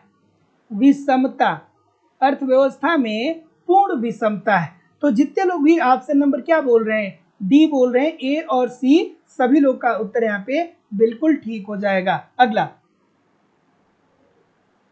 निम्नलिखित में से कौन नवोदित औद्योगिक देश कहा जाता है? देखिए कितना खूबसूरत सा प्रश्न है, आप पढ़ लीजिए, आप इकोनॉमिक्स का कॉन्सेप्ट कितना भी पढ़ लीजिए। अब ऐसे प्रश्नों की प्रैक्टिस नहीं करेंगे, ये सेशन नहीं ज्वाइन करेंगे तो आप पूरा इकोनॉमिक्स पढ़ लेंगे, लेकिन ऐसे प्रश्न जब आएंगे पेपर में तो फंस जाएंगे। इसीलिए मैं कहता हूं कि एप्लीकेशन पे भी पढ़ा करिए और यूट्यूब पे भी, दोनों जगह बस आराम से आप पढ़िए, कुछ भी छूटने वाला नहीं है। चलिए बताइए कि निम्नलिखित में से किसे नवोदित औद्योगिक देश कहा जाता है? नवोदित औद्योगिक देश। चलिए क्या उत्तर आ रहा है? ऑप्शन नंबर क्या बोल रहे हैं? ए बोल रहे हैं, बी बोल रहे हैं, बिल्कुल ठीक है। ऑप्शन नंबर डी होगा क्योंकि ये बहुत बड़ा है। बहुत सही, जितने भी डी बोल रहे हैं सबके लिए एक बार थोड़ा सा ताली बजा दिए भाई सभी लोग, क्योंकि बड़ा है। एग्जामिनेशन हॉल में ऐसे ही तो दिमाग काम करता है ना, कि जो सबसे बड़ा उत्तर है उसी को करिए, देखा जाएगा जो होगा। अरे भाई, अब नवोदित औद्योगिक देश का मतलब ये होता है कि इसमें से ऐसा कोई देश होगा जो औद्योगिक विकास कर रहा होगा, उद्योगों के क्षेत्र में विकास कर रहा होगा, ठीक है। और अगर जो इसमें दक्षिण की बात करें तो दक्षिण नाम का तो कोई देश है नहीं। जापान की बात करें तो ये आगे चले गए हैं, और कोरिया की बात करें तो ये भी औद्योगिक क्षेत्र में आगे चले गए हैं। तो अगर जो जापान और कोरिया की बात करें तो इनका क्या हो रहा है कि इनका ऑलरेडी औद्योगिक विकास बहुत तेजी से हो चुका है। लेकिन नवोदित औद्योगिक विकास का मतलब कि जो अभी नए, ऐसा देश जो अभी नया नया क्या कर रहा है, उद्योगों के विकास के तरफ जा रहा है। ऐसे मतलब इस देश में उद्योगों का विकास क्या हो रहा है कि अब प्रारंभ हुआ है। तो इसे दोस्तों हम क्या बोलेंगे, भारत, ठीक है। तो नवोदित औद्योगिक देश भारत को ही कहा जाता है, अर्थात भारत में क्या हो रहा है, भारत में क्या हो रहा है कि उद्योगों का धीरे धीरे विकास हो रहा है। तो जितने लोग भी ए बोल रहे हैं बिल्कुल ठीक बोल रहे हैं। अगला, कि निम्नलिखित में से किसे आर्थिक समृद्धि कहा जाएगा। अब यहाँ पे भी आपको कॉमन सेंस लगाने पड़ेंगे, क्योंकि आप कहेंगे कि सर जी आर्थिक समृद्धि का तो सबसे बड़ा सूचक तकनीक परिवर्तन होता है, लेकिन ऑप्शन में तो तकनीक दिया नहीं है। चलिए दिया है क्या, चलिए पहले आप उत्तर करिए, बिल्कुल ठीक, पहले आप उत्तर करिए इस प्रश्न का उत्तर, बहुत इंपॉर्टेंट प्रश्न है। चलिए ऑप्शन नंबर तो जैसा कि मैं देख पा रहा हूं, अब देखिए आर्थिक समृद्धि जो होता है वो कहाँ पे देखने को मिलता है, ये विकसित देशों में देखने को मिलता है, ठीक है। और आर्थिक समृद्धि विकसित देशों में देखने को मिलता है, और आर्थिक समृद्धि का सबसे बड़ा जो सूचक होता है वो क्या होता है, उस देश की तकनीकी टेक्नोलॉजी विकास, है ना। तो अब यहाँ पे ऑप्शन नंबर सी की तरफ बहुत सारे लोग जा रहे हैं, है ना। तो देखिए दोस्तों, सी में क्या दिया गया है कि उच्च तकनीकी वाली वस्तुओं का दूसरे देशों को निर्यात करना। ये निर्यात आयात से लेना देना नहीं होता है, आपको नई टेक्नोलॉजी इन्वेंट करनी है, नई टेक्नोलॉजी का आविष्कार करना है। ये नहीं कि आपने 2016 में एक बार कोई बड़ा लड़ाकू विमान बना दिया था तो अब आप 2046 तक उसी को क्या करते रहेंगे, यूज करते रहेंगे। आर्थिक समृद्धि और आर्थिक विकास एक सतत प्रक्रिया होती है, मतलब हर वर्ष उसमें क्या होना चाहिए, निरंतर रूप से वृद्धि होना चाहिए। तो ये तो बात दोस्तों बिल्कुल गलत हो जाएगा, निर्यात आयात से कोई लेना देना नहीं होता है। एक देश के प्रति व्यक्ति आय में 5% की वृद्धि दर। तो देखिए आर्थिक समृद्धि के अंतर्गत उस देश की राष्ट्रीय आय, उस देश की प्रति व्यक्ति आय के साथ साथ उस देश की टेक्नोलॉजी को भी देखा जाता है। तो अगर जो टेक्नोलॉजी नहीं दिया है, राष्ट्रीय आय नहीं दिया है, तो प्रति व्यक्ति आय तो दिया है ना। तो प्रति व्यक्ति आय में वृद्धि अगर जो हो रही है तो हम कहेंगे कि देश आर्थिक समृद्धि कर रहा है। एक देश में दूर दराज के क्षेत्रों में चिकित्सा सुविधाएं उपलब्ध कराना, ये तो होगा ही नहीं समृद्धि के परिप्रेक्ष्य में, क्योंकि ऑलरेडी इनकी स्वास्थ्य सुविधाएं बेहतर हो चुकी होती हैं। और देश में भ्रष्टाचार कम करना, ये भी गलत हो जाएगा। तो देखिए अगर जो थोड़ा सा क्या करेंगे कि थोड़ा सा दिमाग लगा करके सोचेंगे तो बहुत आसान सा प्रश्न है। और दोस्तों आप लोगों की इकोनॉमिक्स की दूसरी क्लास लाइव स्टडी इलाहाबाद के मोबाइल एप्लीकेशन पे हो रही है, जहाँ पे इकोनॉमिक्स के अलग अलग बैच चलाए जा रहे हैं, और सभी बैचेज में आपको आपके सिलेबस के अनुसार सभी कॉन्सेप्ट पढ़ाए जा रहे हैं। कॉन्सेप्ट पढ़ना बहुत जरूरी है, जब तक आपके कॉन्सेप्ट नहीं क्लियर होते हैं तब तक सभी ऑब्जेक्टिव क्वेश्चन को ठीक तरीके से सॉल्व करना बहुत मुश्किल का काम है। तो दोस्तों एप्लीकेशन पे इकोनॉमिक्स के अलग अलग बैच चलाए जा रहे हैं, सभी बैचेज में आपको आपके सिलेबस के अनुसार कंप्लीट कॉन्सेप्ट पढ़ाए जा रहे हैं, कंप्लीट आपको नोट्स दिए जा रहे हैं, टेस्ट सीरीज दिए जा रहे हैं, समय समय पर टेस्ट दीजिए, गलती को पहचानिए, उसको फिर क्या करिए, अपनी गलती को पहचानिए, फिर उस पर सुधार करिए, फिर अगला टेस्ट दीजिए, जिससे आपकी एक्यूरेसी बेहतर हो। नोट्स रोज 40 मिनट से 1 घंटे रोज पढ़ते रहा करिए। जो टॉपिक आपको आता है, अगर जो कुछ नहीं पढ़ने के लिए है तो जो टॉपिक आ रहा है उसी को रिवाइज कर लीजिए, लेकिन कम से कम 1 घंटे रोज नोट्स पढ़ते रहा करिए। आपको प्रीवियस ईयर के क्वेश्चन पेपर भी वहाँ पे दिए जा रहे हैं, ताकि डायरेक्टली इनडायरेक्टली बहुत सारे क्वेश्चन प्रीवियस ईयर से देखने को मिलते हैं, तो आप वहाँ पे प्रीवियस ईयर के क्वेश्चन पेपर भी देख लें और करंट भी आपको कवर कराया जा रहा है। कोर्स की वैलिडिटी लाइफ टाइम है। इट मीन्स अगर जो आप एक बार कोर्स को परचेज करेंगे तो वर्तमान परीक्षा में तो आप पढ़ेंगे ही पढ़ेंगे, साथ ही साथ इन फ्यूचर में जब भी कोई नई वैकेंसी आती है और उसके लिए जब भी कोई नया बैच प्रारंभ किया जाएगा तो आपको ऑटोमेटिक वहां पे ऐड कर दिया जाएगा, आपको अलग से फीस पेमेंट करने की जरूरत नहीं होगी। एडमिशन फीस केवल और केवल 2000 रुपये है। तो सिंपली एडमिशन लेने के लिए आप अपनी फीस इस नंबर पे पेमेंट कर सकते हैं। गूगल पे, फोन पे या पेटीएम के माध्यम से आप अपनी फीस इस नंबर पे पेमेंट करेंगे और उसका स्क्रीनशॉट आपको इसी व्हाट्सएप नंबर पे सेंड करना होगा। किसी भी इंक्वायरी के लिए इस नंबर पे आप मुझे कॉल कर सकते हैं या व्हाट्सएप मैसेज कर सकते हैं। आप चाहें तो डिस्क्रिप्शन बॉक्स में जाकर के एप्लीकेशन को डाउनलोड करके डायरेक्ट भी कोर्स को परचेज कर सकते हैं। तो क्या उत्तर आ रहा है भाई? क्या उत्तर आ रहा है कि बड़े धक्के का सिद्धांत सभी प्रकार के उद्योगों के लिए ऊंचे स्तर के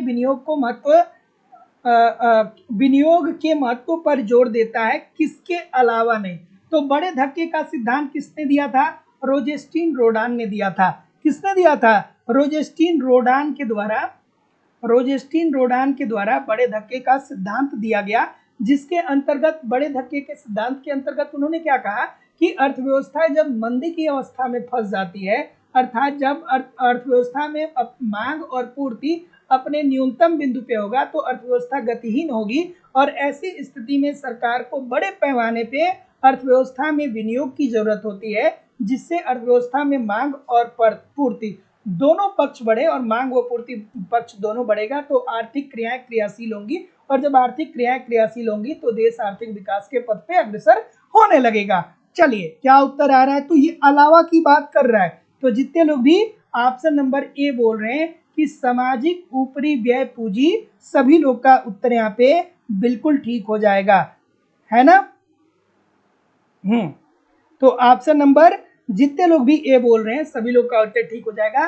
तो बड़े धक्के का सिद्धांत सभी प्रकार के उद्योगों के लिए ऊंचे स्तर के विनियोग को महत्व देता है, सामाजिक ऊपरी व्यय पूंजी के अलावा। मतलब रोजेस्टीन रोडान साहब का ये कहना था कि देखिए आप अर्थव्यवस्था में क्या करिए कि ऐसा विनियोग करिए जो उत्पादकता को बढ़ाए। आप ऐसा विनियोग ना करिए जिससे क्या हो, जिससे उपभोग बढ़े, मतलब वर्तमान समय में, ठीक है, क्योंकि जब उत्पादकता बढ़ेगी तो जो उपभोक्ता होगा ना वही उत्पादक भी होगा और उत्पादक ही उपभोक्ता होगा। तो ऐसी स्थिति में सामाजिक ऊपरी व्यय से आप बचिए और अर्थव्यवस्था में ज्यादा से ज्यादा विनियोग करिए। तो जितने लोग भी ए बोल रहे हैं बिल्कुल ठीक बोल रहे हैं। अगला कि आर्थिक नियोजन मूलभूत से सामाजिक उद्देश्यों के अनुरूप साधनों को अधिकतम लाभ हेतु संगठित एवं उपयोग करने का मार्ग है। ये विचार किसका है? किसके द्वारा ये विचार दिया गया था? खूबसूरत सा प्रश्न है, कई बार ये प्रश्न पूछा गया है। और रोज क्लास ज्वाइन किया करिए आप लोग, है ना, रोज क्लास ज्वाइन किया करिए। कल किसी कारणवश में क्लास नहीं ले पाया, लेकिन आप लोग रोज क्लास ज्वाइन किया करिए, तभी जाकर के मैक्सिमम आउटकम मिलेगा, मैक्सिमम रिजल्ट मिलेगा। क्या उत्तर आ रहा है सर? बिल्कुल ठीक है। तो देखिए ये एक स्टेटमेंट है, ये क्या है?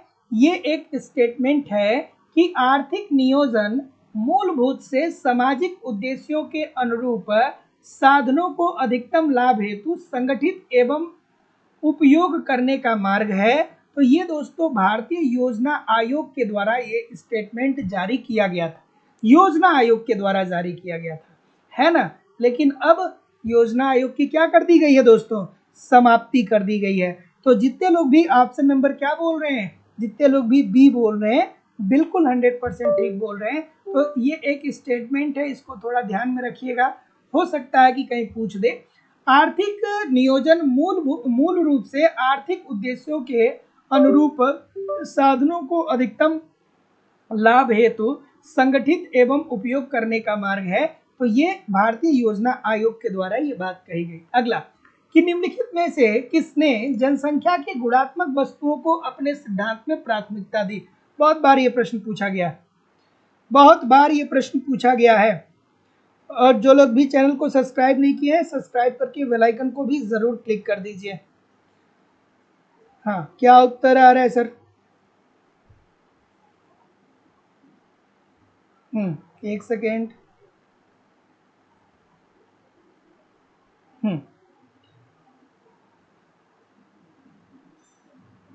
क्लास रुक गया है। कहाँ क्लास रुका है भाई? क्लास चल रहा है, कहाँ क्लास रुका है? आप अपनी वीडियो रिफ्रेश कर लीजिए, आप अपनी वीडियो रिफ्रेश कर लीजिए। कोई बफरिंग नहीं है, कोई इशू नहीं है। ऑप्शन नंबर ए बोल रहे हैं। तो मॉरिस डॉब ने सर्वप्रथम जनसंख्या के गुणात्मक वस्तुओं की बात की थी। ठीक है, किसने किया था? मॉरिस डॉब ने। ठीक है, तो याद रखिएगा कि मॉरिस डॉब ने सर्वप्रथम जीवन की भौतिक गुणवत्ता सूचकांक को विकसित किया।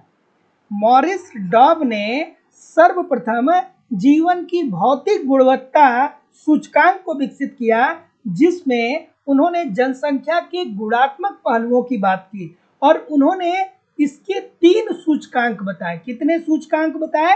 3 सूचकांक बताए, जिसके अंतर्गत पहला उन्होंने कहा साक्षरता दर। साक्षरता दर मतलब देश में साक्षरता का स्तर क्या है। दूसरा उन्होंने बताया शिशु मृत्यु दर, शिशु मृत्यु दर। और तीसरा उन्होंने बताया था जीवन प्रत्याशा, जीवन प्रत्याशा। ठीक है, तो निम्नलिखित में से किसने जनसंख्या के गुणात्मक वस्तुओं को अपने सिद्धांत में प्राथमिकता दी? तो वो थे दोस्तों मॉरिस डॉब साहब। तो जितने लोग भी ऑप्शन नंबर ए बोल रहे हैं, सभी लोग का उत्तर यहाँ पे बिल्कुल ठीक हो जाएगा। अगला प्रश्न कि 9 प्रतिष्ठित अर्थशास्त्रियों के अनुसार वास्तविक सकल घरेलू उत्पाद को विकास दर निम्नलिखित में से किसका परिणाम नहीं है? थोड़ा आराम से करिएगा और सभी लोग एक बार वीडियो को लाइक और शेयर कर दीजिए। इतने सारे लोग क्लास देख रहे हैं, फिर भी 50% भी लाइक और शेयर नहीं है।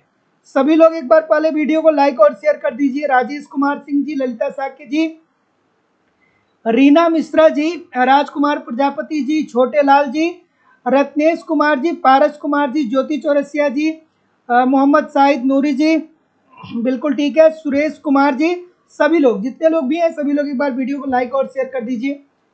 तो क्या उत्तर आ रहा है? सबका नाम पढ़ना पॉसिबल नहीं है, लेकिन सभी लोग एक बार वीडियो को लाइक और शेयर जरूर कर दिया करिए।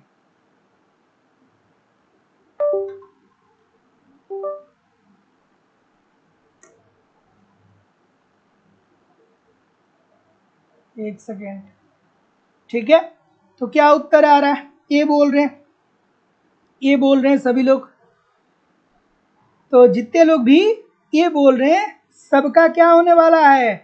गलत होने वाला है। देखिए दोस्तों, 9 क्लासिकल जो अर्थशास्त्री थे ना, उनका ये कहना था कि वास्तविक सकल घरेलू उत्पाद विकास दर, देखिए वास्तविक सकल घरेलू उत्पाद जो होता है ना, वो विकास दर के विनियोग का परिणाम नहीं होता है।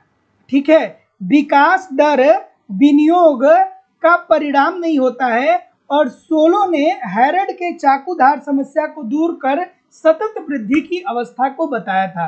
तो यहाँ पे जितने लोग भी ऑप्शन नंबर, देखिए ध्यान से समझिएगा कि 9 प्रतिष्ठित अर्थशास्त्रियों के अनुसार वास्तविक सकल घरेलू उत्पाद को विकास दर निम्नलिखित में से किसका परिणाम नहीं है? तो ये पूंजी श्रम अनुपात का परिणाम नहीं है। अब यहाँ पे 9 प्रतिष्ठित अर्थशास्त्रियों के साथ साथ अगर जो आपने सोलो साहब को ठीक तरीके से पढ़ा है तो आप कर पाएंगे। अभी इसे मैं भी 2-4 लाइन में एक्सप्लेन नहीं कोई कर सकता है, ठीक है, क्योंकि इसके पीछे बहुत लंबी चौड़ी थियरी है। तो जितने लोग भी सी बोलेंगे ना, सभी लोग का उत्तर यहाँ पे बिल्कुल ठीक हो जाएगा।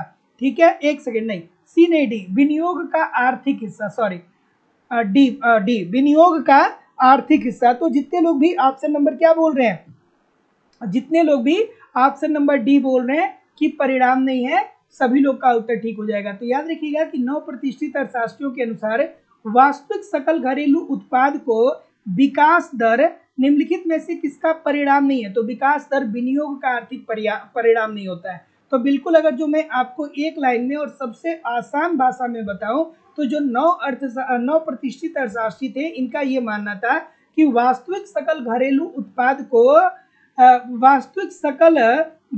उत्पाद जो बढ़ता है वो विनियोग के आर्थिक विकास का हिस्सा नहीं होता है। तो जितने लोग भी ऑप्शन नंबर डी बोल रहे हैं सभी लोग का उत्तर यहाँ पे एब्सोल्युटली 100% ठीक हो जाएगा।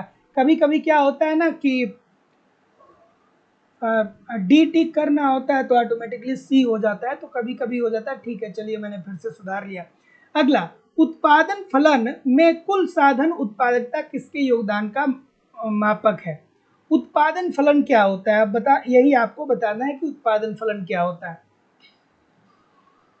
उत्पादन फलन क्या होता है यही आपको बताना है। हाँ ठीक है, कोई दिक्कत नहीं है, मैं आपके कमेंट को भी देख रहा हूँ, आप निश्चिंत रहिए। आपको कहीं पे भी कोई दिक्कत हो तो बताइए। मैं जब भी क्लास लेता हूँ तो मैं आप सभी लोगों के एक एक कमेंट को भी देखता रहता हूँ, ताकि मुझे ऐसा ही महसूस होता है कि आप लोग सभी लोग क्या हैं कि एक क्लास में ही है ना। तो उसी हिसाब से मैं भी आपकी बातों को समझ सकता हूँ कि आपको कोई दिक्कत तो नहीं है, कोई परेशानी नहीं है। तो मैं आपके कमेंट को देख रहा हूँ, आप निश्चिंत रहिए। चलिए, ऑप्शन नंबर क्या बोलेंगे सर? डी बोलेंगे। सी में क्यों नहीं बोलेंगे? पूंजी और श्रम क्यों नहीं बोलेंगे? ठीक है, पूंजी और श्रम क्यों नहीं बोलेंगे? और अगर जो पूंजी श्रम नहीं बोल रहे हैं, तो अगर जो श्रम नहीं होता है उत्पादन का साधन, तो और क्या होता है सर? तो देखिए, उत्पादन फलन में क्या होता है भैया, यही तो आप कहते हैं कि देखिए सर जी, पूंजी, किसी भी वस्तु का उत्पादन करने के लिए सबसे पहले क्या चाहिए? पूंजी चाहिए, उसके बाद भूमि चाहिए, ठीक है, पूंजी चाहिए, भूमि चाहिए, फिर क्या चाहिए? फिर श्रम चाहिए अर्थात मजदूर चाहिए, फिर आपको क्या चाहिए? कच्चा माल चाहिए, कच्चा माल चाहिए। तो यही तो उत्पादन फलन होता है ना दोस्तों, इन्हीं को संयुक्त रूप से तो उत्पादन फलन बोलते हैं कि किसी वस्तु का उत्पादन करने के लिए जिन जिन साधनों का संयोग चाहिए होता है उसे ही तो हम उत्पादन फलन बोलते हैं। और उत्पादन में किसी वस्तु का उत्पादन करने के लिए किन किन साधनों को चाहिए होता है? तो भैया पूंजी चाहिए होता है, भूमि चाहिए होता है, श्रम चाहिए होता है, कच्चा माल चाहिए होता है। तो जितने लोग भी ऑप्शन नंबर डी बोल रहे हैं सभी लोग का उत्तर ठीक हो जाएगा। पूंजी, श्रम एवं कच्चा माल, सभी लोग का उत्तर बिल्कुल ठीक हो जाएगा। अगला, कि भारत के लिए मजदूरी वस्तु मॉडल किसने प्रतिपादित किया?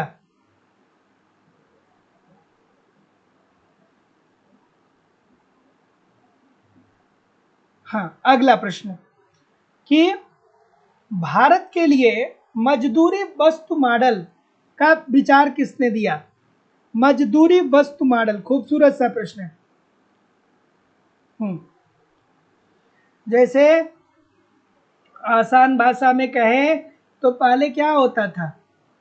पहले क्या होता था आप याद करिए, अगर जो आपको अपना बचपना याद आ रहा होगा तो अपने बचपन के दिनों को याद करिए।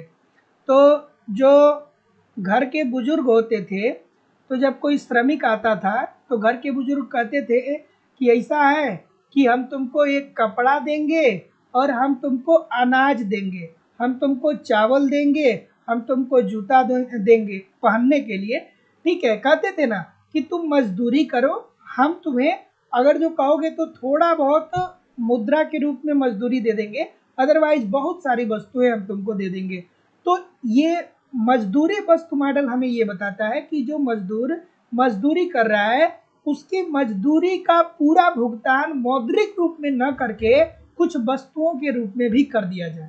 ठीक है, कि चलो भैया तुम हमारे घर मजदूरी करो, हम तुमको दिन भर का 200 रुपए और प्लस एक एक कपड़ा दे देंगे। ठीक है, एक कपड़ा दे देंगे, 5 किलो गेहूं दे देंगे, 5 किलो गेहूं दे देंगे। तो ये होता है दोस्तों आपकी वस्तु मजदूरी की, मतलब कार्य करने के बदले आप क्या कर रहे हैं कि मजदूरी पैसे में ना दे करके आप वस्तु के रूप में दे रहे हैं। तो जितने लोग भी ये बोल रहे हैं कि प्रोफेसर CN वकील व प्रोफेसर PR ब्रह्मानंद, सभी लोग का उत्तर यहाँ पे बिल्कुल ठीक हो जाएगा। अगला, कि एक निश्चित समय अवधि में एक देश और शेष विश्व के मध्य हुए लेन देन के व्यवस्थित रिकॉर्ड को कहा जाता है। अब अगर जो आप रेगुलर क्लासेस को पढ़ रहे हैं तो आपको तो इस प्रश्न में कोई दिक्कत आनी ही नहीं चाहिए। चलिए, ऑप्शन नंबर, तो देखिए इजी सी बात है, बच्चों वाली बात है। भुगतान शेष क्या होता है, बैलेंस ऑफ पेमेंट क्या होता है? तो भुगतान शेष क्या होता है, तो किसी एक वित्तीय वर्ष में किसी एक देश का, जैसे मान लीजिए कि ये भारत देश है, ये हमारा देश भारत है, और भारत विश्व के अन्य देशों के साथ, जैसे यहाँ पे चीन को ले लीजिए, ठीक है, जैसे यहाँ पे अमेरिका को ले लीजिए, अमेरिका को ले लीजिए, जैसे यहाँ पे रूस को ले लीजिए, जैसे यहाँ पे आप जापान को ले लीजिए, ठीक है, जापान को ले लीजिए। तो किसी एक वित्तीय वर्ष में किसी एक देश का विश्व के अन्य सभी देशों के साथ जो लेखा जोखा होता है, उसी के व्यवस्थित विवरण को ही भुगतान शेष कहा जाता है। तो किसी एक वित्तीय वर्ष में, भारत का वित्तीय वर्ष क्या है, सभी लोग कमेंट करके बताइए मुझे, भारत का वित्तीय वर्ष क्या है, सभी लोग कमेंट करके बताइए। तो किसी एक वित्तीय वर्ष में उस देश में उत्पादित किसी एक वित्तीय वर्ष में एक देश जो विश्व के अन्य देशों के साथ समस्त लेन देन कर रहा है, उसी के व्यवस्थित रिकॉर्ड को भुगतान शेष कहा जाता है, या व्यवस्थित वित्तीय विवरण को, व्यवस्थित विवरण को ही क्या बोलते हैं, भुगतान शेष बोलते हैं। तो जितने लोग भी बी बोल रहे हैं, सभी लोग का उत्तर बिल्कुल ठीक हो जाएगा। अगला, तो आज के बाद कभी गलती नहीं करिएगा कि भुगतान शेष क्या होता है। तो किसी एक वित्तीय वर्ष में विश्व के अन्य सभी देशों के साथ जो लेन देन होता है, उसे ही क्या बोलते हैं दोस्तों, उसी लेन देन के व्यवस्थित विवरण को ही भुगतान शेष बोलते हैं, है ना। चलिए,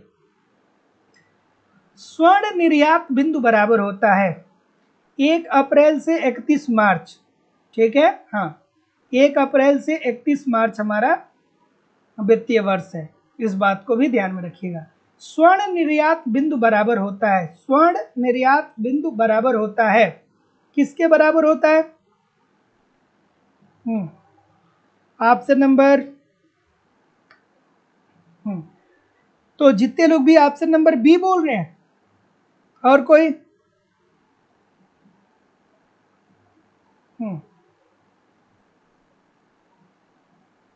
ठीक है, बी बोल रहे हैं। चलिए बताइए कि टकसाली समता दर क्या होता है और परिवहन लागत क्या होता है, दोनों बात बताइए। आपने ये तो बता दिया कि गोल्ड एक्सपोर्ट पॉइंट अर्थात स्वर्ण निर्यात बिंदु इज इक्वल टू टकसाली समता दर प्लस परिवहन लागत होता है। तो अब ये टकसाली समता दर क्या होता है? तो दोस्तों याद रखिएगा कि यह विदेशी विनिमय दर की उच्चतम सीमा को दर्शाता है, ठीक है, ये विदेशी विनिमय दर की उच्चतम सीमा को दर्शाता है, तथा स्वर्ण आयात बिंदु विदेशी विनिमय दर की न्यूनतम सीमा को दर्शाता है। तो जितने लोग भी ऑप्शन नंबर बी बोल रहे हैं, सभी लोग का उत्तर बिल्कुल ठीक हो जाएगा। अगला, कि विश्व बैंक ने महत्वपूर्ण भूमिका का निर्वहन किया, विश्व बैंक ने महत्वपूर्ण भूमिका का निर्वहन किया। अब यहाँ पे नीचे देखेंगे तो स्थापना के, ठीक है, किस संस्था की स्थापना में विश्व बैंक ने अपनी महत्वपूर्ण भूमिका का निर्वहन किया, बताइए मुझे। ऑप्शन नंबर, ठीक है,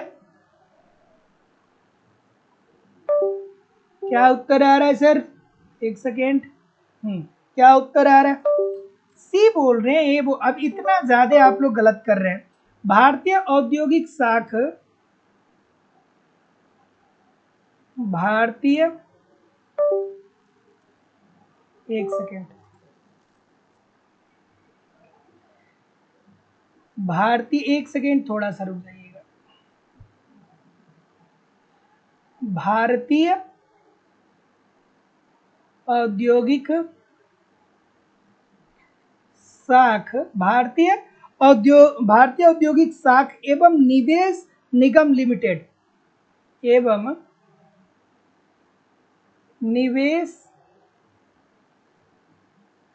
निगम लिमिटेड कब होती है इसकी स्थापना? ठीक है, इसकी स्थापना कब होती है? इसकी स्थापना कब होती है? इसकी स्थापना 1955 में होती है ना। भारतीय औद्योगिक शाख एवं निवेश निगम लिमिटेड की स्थापना कब होती है? 1955 में होती है ना। अर्थात ये किसकी बात कर रहा है? आईसीआईसीआई की बात कर रहा है, और ये आईसीआईसीआई ये क्या करता है, ये दीर्घकालीन ऋण प्रोवाइड करता है। ये क्या करता है, ये दीर्घकालीन ऋण उपलब्ध कराता है, दीर्घकालीन ऋण प्रोवाइड करता है। तो जितने लोग भी ऑप्शन नंबर क्या बोल रहे हैं, सी बोल रहे हैं, सभी लोग का उत्तर बिल्कुल ठीक हो जाएगा। और याद रखिएगा कि विश्व बैंक की स्थापना कब हुई थी, तो विश्व बैंक की स्थापना 1945 में हुई थी। किसके साथ हुई थी, आईएमएफ अंतरराष्ट्रीय मुद्रा कोष के साथ विश्व बैंक की स्थापना हुई थी। इसी वजह से विश्व बैंक और आईएमएफ को जुड़वा संस्थाएं भी कहा जाता है, या जुड़वा बहनें भी कहा जाता है। तो विश्व बैंक की स्थापना 1945 में होती है, लेकिन विश्व बैंक कार्य शुरू करता है 1946 में। वहीं अगर जो आईएमएफ की बात करें तो आईएमएफ की स्थापना 1945 में होता है, लेकिन ये 2 वर्ष बाद कार्य शुरू करता है 1947 में। ठीक है, ये चारों पांचों बातें आपको ध्यान में रखना है। तो जितने लोग भी ऑप्शन नंबर सी बोल रहे हैं बिल्कुल ठीक बोल रहे हैं। अगला, उत्पादन संभावना वक्र का आकार होता है, कैसा होता है, उत्पादन संभावना वक्र का आकार होता है। तो ऑप्शन नंबर क्या बोल रहे हैं, उत्पादन संभावना वक्र क्या बताता है, कोई है महारथी जो एक लाइन में मुझे बता दे कि उत्पादन संभावना वक्र क्या बताता है, एक लाइन में बता सकते हैं। तो देखिए दोस्तों, किसी भी देश द्वारा उत्पादन के समस्त साधनों का अनुकूलतम प्रयोग कर किसी भी देश का उत्पादन के साधनों का अनुकूलतम प्रयोग कर वस्तुओं एवं सेवाओं को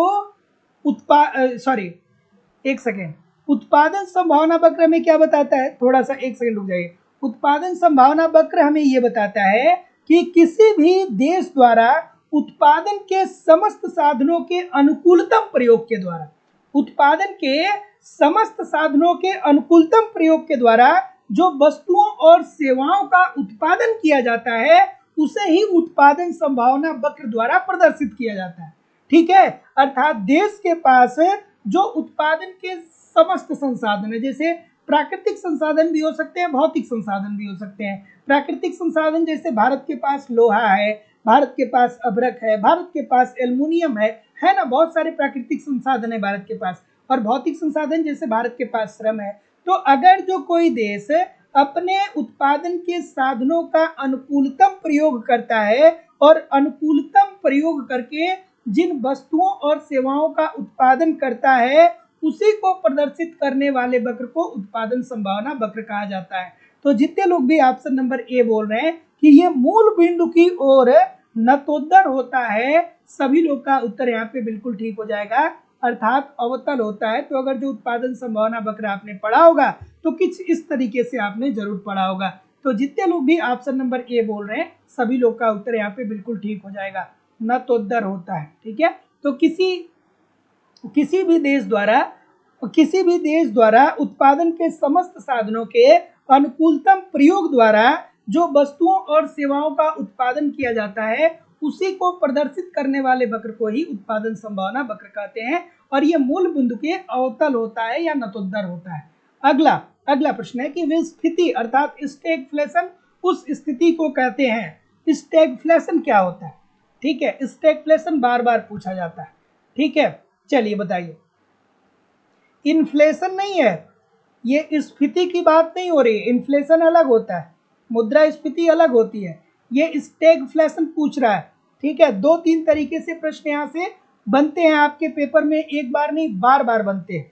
ठीक है, तो देखिए दोस्तों, स्टैगफ्लेशन या विस्फीति का सीधा सीधी मतलब ये होता है कि अर्थव्यवस्था में सतत रूप से बेरोजगारी बढ़ती है, सतत रूप से बेरोजगारी बढ़ती है, और साथ ही साथ वह सतत रूप से बेरोजगारी तथा सतत रूप से महंगाई बढ़ती है।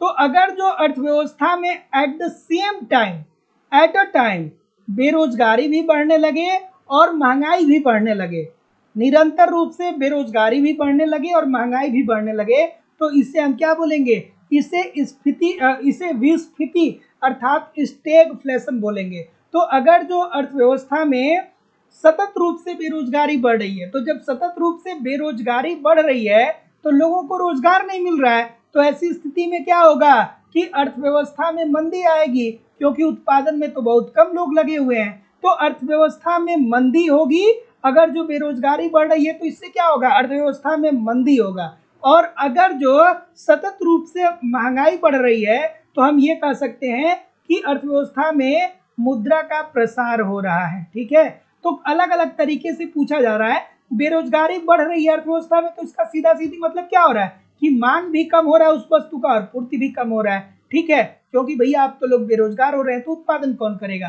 तो बेरोजगारी का मतलब क्या हो गया कि अर्थव्यवस्था में मंदी है और मुद्रा प्रसार अर्थात अर्थव्यवस्था में महंगाई है। तो अगर जो अर्थव्यवस्था में सतत रूप से बेरोजगारी और सतत रूप से महंगाई बढ़ती है तो इससे ही हम क्या कहते हैं, स्टैगफ्लेशन कहते हैं, अर्थात बेरोजगारी तथा मुद्रा प्रसार। अब कोई भी टर्म यूज कर सकता है, कहीं मंदी का टर्म यूज कर सकता है, तो इस बात को भी ध्यान रखिएगा। इजी सी बात है कि अगर जो अर्थव्यवस्था में सतत रूप से बेरोजगारी बढ़ रही है और सतत रूप से महंगाई बढ़ रही है तो उसे हम स्टैगफ्लेशन बोलेंगे, अर्थात एक तरफ बेरोजगारी और दूसरी तरफ महंगाई बढ़े। और अगर जो बेरोजगारी बढ़ेगी तो ये भी कह सकता है पेपर में, चूंकि मैं बार बार इस पे क्यों फोकस कर रहा हूँ, क्योंकि कभी कभी पेपर में मंदी शब्द दे देता है। तो अगर जो बेरोजगारी बढ़ रहा है तो भाई सीधी सीधी बात है कि अर्थव्यवस्था में मंदी आएगी, और महंगाई बढ़ रहा है इसका सीधा सीधी मतलब है कि मुद्रा की पूर्ति अर्थव्यवस्था में बढ़ गई है, तो लोगों की मांग बढ़ रही है अर्थात मुद्रा का प्रसार हुआ है अर्थव्यवस्था में। तो ये सारी बातें थोड़ा सा दिमाग में आप रखे रहिएगा। ये खूबसूरत सा प्रश्न है, एक बार नहीं अनेकों बार ये पूछा गया। और आप लोगों की इकोनॉमिक्स की दूसरी क्लास लाइव स्टडी इलाहाबाद के मोबाइल एप्लीकेशन पे हो रही है। दोस्तों मैं निश्चित तौर पे आपसे कह सकता हूँ कि जिस स्ट्रेटजी के मुताबिक आपको सारे कंटेंट वहाँ पे प्रोवाइड किए जा रहे हैं, बस आपको वहाँ पे इन सारे कंटेंट को आराम आराम से फॉलो करते रहिए, यूट्यूब पे प्रैक्टिस करते रहिए, आपको कहीं भी इधर उधर से कुछ कलेक्ट करने की जरूरत नहीं पड़ेगी। और जो लोग एप्लीकेशन पे पढ़ रहे होंगे ये बात बहुत आसानी से वो लोग समझ रहे होंगे। बिल्कुल बेसिक भाषा में दोस्तों आपको आपके सिलेबस के अनुसार कंप्लीट कॉन्सेप्ट पढ़ाए जा रहे हैं, कंप्लीट नोट्स दिए जा रहे हैं, टेस्ट सीरीज, प्रीवियस के क्वेश्चन पेपर और करेंट। कहाँ से प्रश्न आएगा यार, अगर जो इतना आप एप्लीकेशन पे फॉलो करेंगे, यूट्यूब पे इतने क्वेश्चन को रोज सॉल्व करेंगे, तो फिर कहाँ से प्रश्न आएगा। सब कुछ दोस्तों आपको लगभग यहीं से देखने को मिल जाएगा। तो एडमिशन ओपन है, जो लोग भी एडमिशन लेना चाहते हैं ले सकते हैं। कोर्स की वैलिडिटी लाइफ टाइम है, इट मीन्स एक बार एडमिशन लेते हैं तो वर्तमान परीक्षा में तो आप पढ़ेंगे ही पढ़ेंगे, साथ ही साथ इन फ्यूचर में जब भी कोई नई वैकेंसी आएगी और उसके लिए जब भी कोई नया बैच प्रारंभ होगा आपको ऑटोमेटिक आपको बैच में ऐड कर दिया जाएगा। एडमिशन की फीस केवल और केवल 2000 रुपये है। तो सिंपली एडमिशन लेने के लिए आप अपनी फीस इस नंबर पे पेमेंट कर सकते हैं, गूगल पे, फोन पे या पेटीएम के माध्यम से, और उसका स्क्रीनशॉट आपको इसी व्हाट्सएप नंबर पे सेंड करना होगा। किसी भी इंक्वायरी के लिए इस नंबर पे कॉल या व्हाट्सएप मैसेज भी कर सकते हैं, या आप डिस्क्रिप्शन बॉक्स में जाइए, एप्लीकेशन को डाउनलोड करके डायरेक्ट भी कोर्स को परचेज कर सकते हैं। क्या उत्तर आ रहा है सर? बी सभी लोग बोल रहे हैं कि कीमत स्तर में वृद्धि होगा। तो देखिए पूर्ण रोजगार का मतलब क्या होता है, अब आप इकोनॉमिक्स में पढ़ते रहते हैं पूर्ण रोजगार पूर्ण रोजगार पूर्ण रोजगार। पूर्ण रोजगार का मतलब क्या होता है? पूर्ण रोजगार का मतलब ये होता है कि हमारे अर्थव्यवस्था में जो उत्पादन के साधन है, ठीक है, चाहे वो प्राकृतिक साधन है चाहे भौतिक साधन है, तो जो उत्पादन के साधन है उन उत्पादनों के साधनों का प्रयोग करके उत्पादन के साधनों का प्रयोग करके हम क्या किए हैं कि अपने उत्पादकता को अधिकतम कर चुके हैं।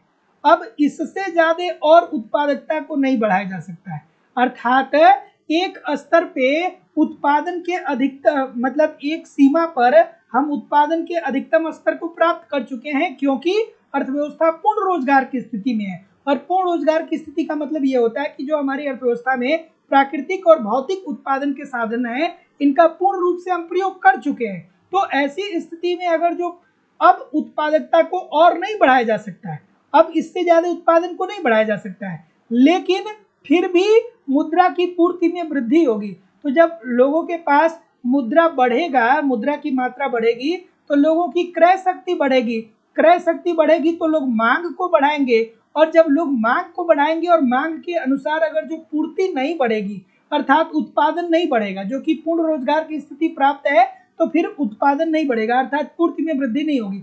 तो जब किसी वस्तु की मांग अर्थव्यवस्था में ज्यादा हो और इसकी पूर्ति कम हो, तो ऐसी स्थिति में हम क्या कहेंगे कि उस वस्तु की कीमत में क्या आ जाएगी, वृद्धि हो जाएगी। जब किसी वस्तु की मांग अर्थव्यवस्था में ज्यादा हो और उसकी पूर्ति कम हो तो उसकी कीमत में वृद्धि हो जाएगी।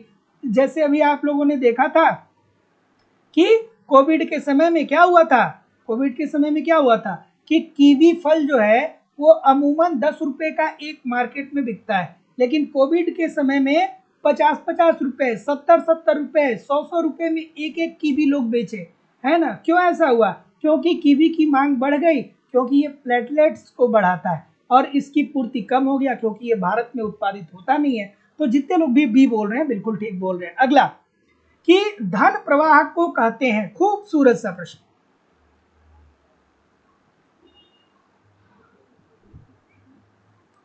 खूबसूरत सा प्रश्न है। चलिए भाई बताइए, क्या उत्तर होगा कि धन प्रवाह को कहते हैं। इतना खूबसूरत सा प्रश्न है, कई बार पूछा गया। वेल्थ इफेक्ट, धन प्रवाह के अंतर्गत क्या कहा गया भाई?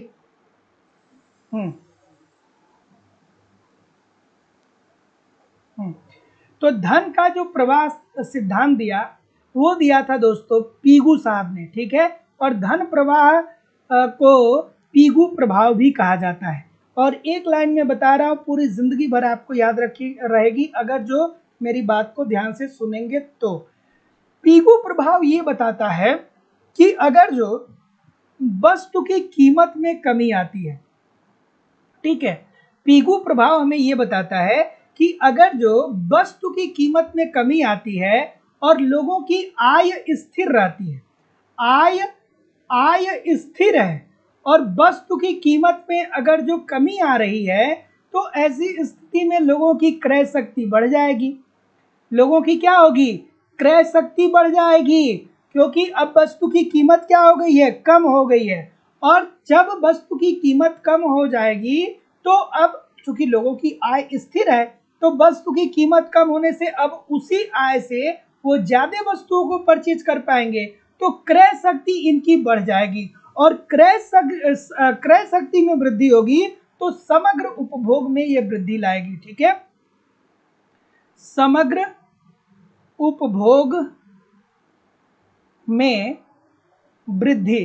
तो अगर जो बिल्कुल एक लाइन में और आसान भाषा में अगर जो आपको धन प्रवाह या पीगू प्रभाव को समझना हो, तो पीगू प्रभाव में पीगू साहब ने ये कहा कि अगर जो वस्तु की कीमतों में कमी आती है तो लोगों की क्रय शक्ति बढ़ती है, क्योंकि उनकी आय तो स्थिर है ना, तो लोगों की क्रय शक्ति बढ़ती है। और जब लोगों की क्रय शक्ति बढ़ती है तो उससे समग्र उपभोग में भी वृद्धि देखने को मिल जाता है। तो जितने लोग भी सी बोल रहे हैं बिल्कुल ठीक बोल रहे हैं। अगला कि ऋण जाल की समस्या उत्पन्न होती है। ऋण जाल क्या होता है भाई? एक बार नहीं कई बार ये पेपर में प्रश्न पूछा गया कि ऋण जाल क्या होता है।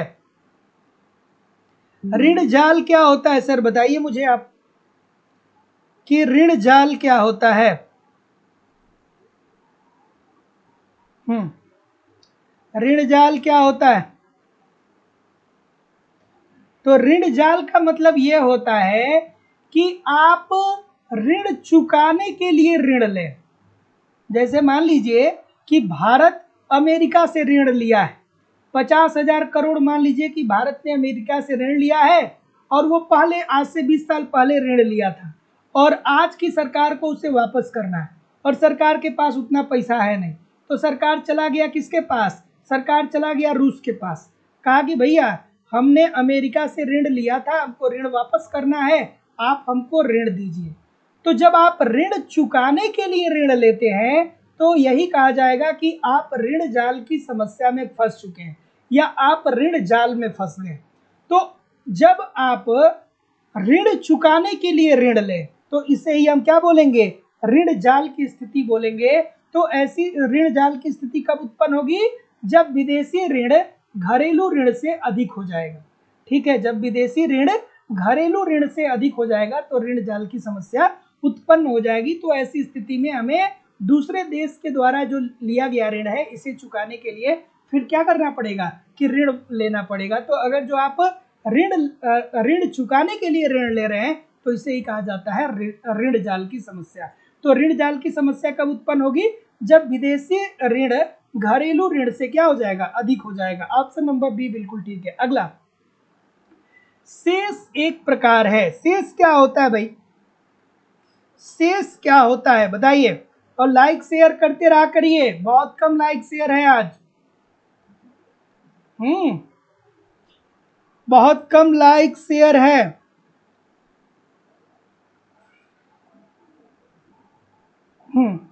तो जितने लोग भी ऑप्शन नंबर क्या बोल रहे हैं? बी उत्तर होगा। विदेशी ऋण जब घरेलू ऋण से अधिक होगा। हाँ,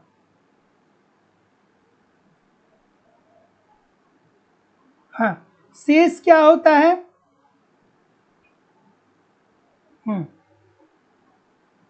तो शेष एक विशेष उद्देश्य से लगाया जाने वाला कर होता है। शेष जो होता है वो क्या होता है? एक विशेष उद्देश्य से लगाया जाने वाला कर होता है। इससे प्राप्त आय केवल उसी उद्देश्य के लिए खर्च किया जाएगा जिस उद्देश्य के लिए ये ऋण लगाया गया हो। ठीक है, जैसे शिक्षा पर, सॉरी, जैसे जैसे शिक्षा विकास पे, ठीक है, जैसे पुल के निर्माण पे, पुल निर्माण पे। तो शेष क्या होता है कि शेष एक प्रकार का ऐसा कर होता है जो किसी विशिष्ट उद्देश्य की पूर्ति के लिए लगाया जाता है। और शेष से जो कर की प्राप्ति होती है, मतलब जो पैसे की प्राप्ति होती है, जो आय की प्राप्ति होती है, इस आय को वही खर्च किया जाएगा जिस उद्देश्य के लिए ऋण, जिस उद्देश्य के लिए कर ये लगाया गया था। जैसे पुल का निर्माण करने के लिए, जैसे आपके गांव से और शहर के बीच अगर जो बड़ी सी नदी है तो पुल बनाना पड़ेगा। तो जब पुल बनाना पड़ेगा तो स्थानीय सरकारों के साथ क्या करना पड़ेगा कि थोड़ा सा कर की दरों को बढ़ाना पड़ेगा। तो जितने लोग भी सी बोल रहे हैं बिल्कुल ठीक बोल रहे हैं। अगला, भारत में समानांतर अर्थव्यवस्था संदर्भित करती है। समानांतर अर्थव्यवस्था क्या संदर्भित करती है सर?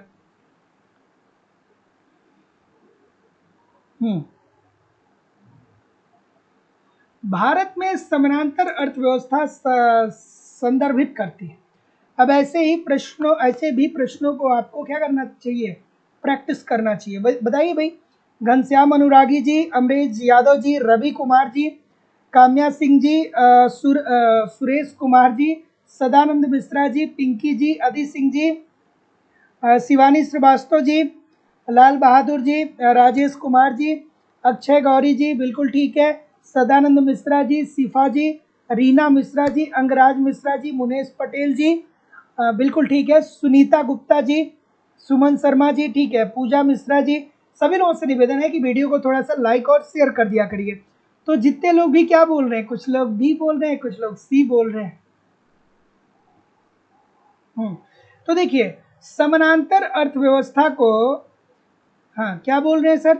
समानांतर अर्थव्यवस्था को काला धन की भी अर्थव्यवस्था बोला जाता है। और काला धन क्या होता है?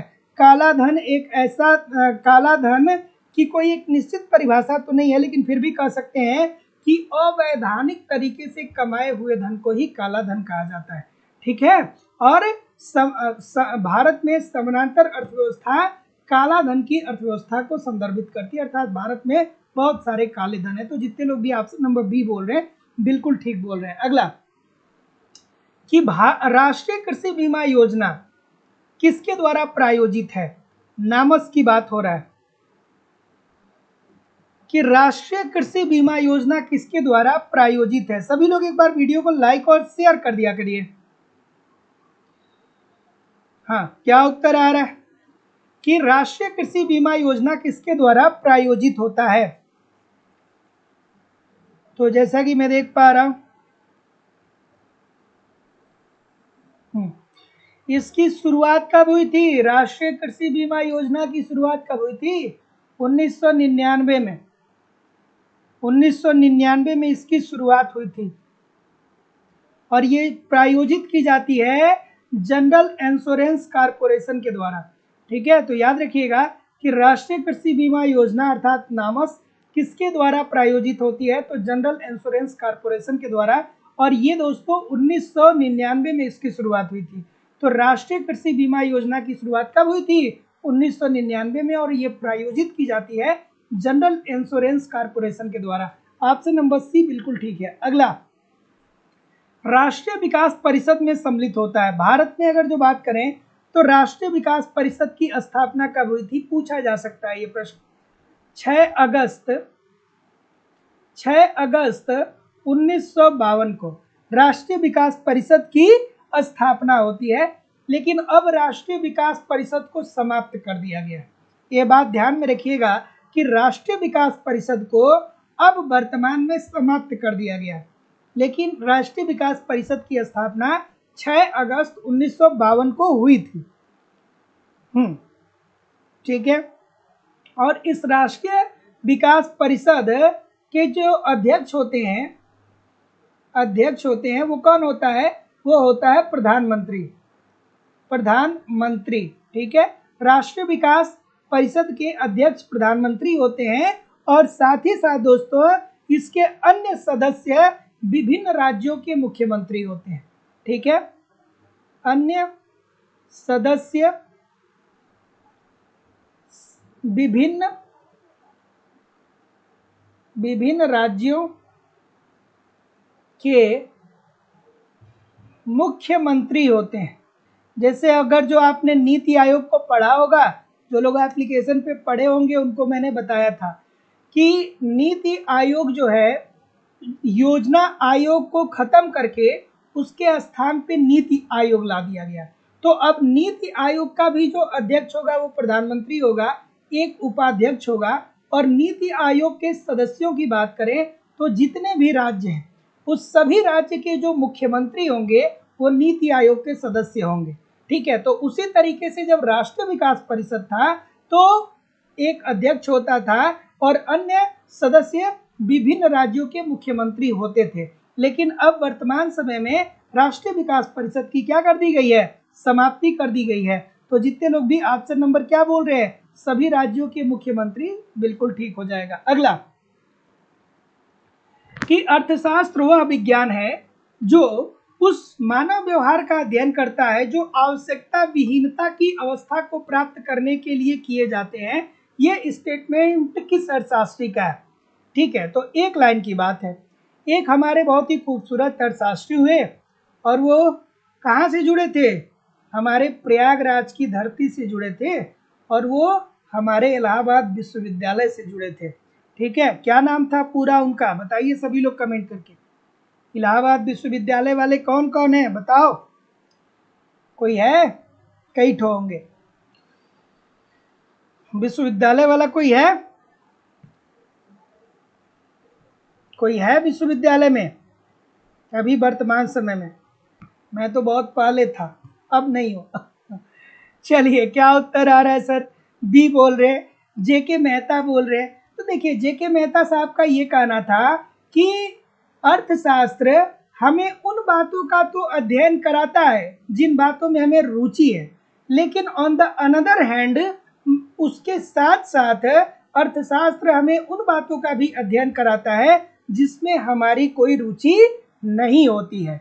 ठीक है, तो जितने लोग भी ऑप्शन नंबर बी बोल रहे हैं सभी लोग का उत्तर यहाँ पे बिल्कुल ठीक हो जाएगा। तो जेके मेहता साहब इलाहाबाद विश्वविद्यालय से जुड़े रहे हैं। कुछ लोगों ने इनसे शायद, अगर जो आप थोड़े से पुराने होंगे तो इनको देखा भी होगा, इनको सुना भी होगा। तो जेके मेहता साहब ने कहा कि अर्थशास्त्र हमें ऐसी गतिविधियों का भी अध्ययन कराता है जिसमें हमारी कोई रुचि नहीं होती है। तो जितने लोग भी बी बोल रहे हैं बिल्कुल ठीक बोल रहे हैं कि यदि x तथा y वस्तुओं की मांग की आड़ी लोच ऋणात्मक हो तो वस्तु कैसी होगी?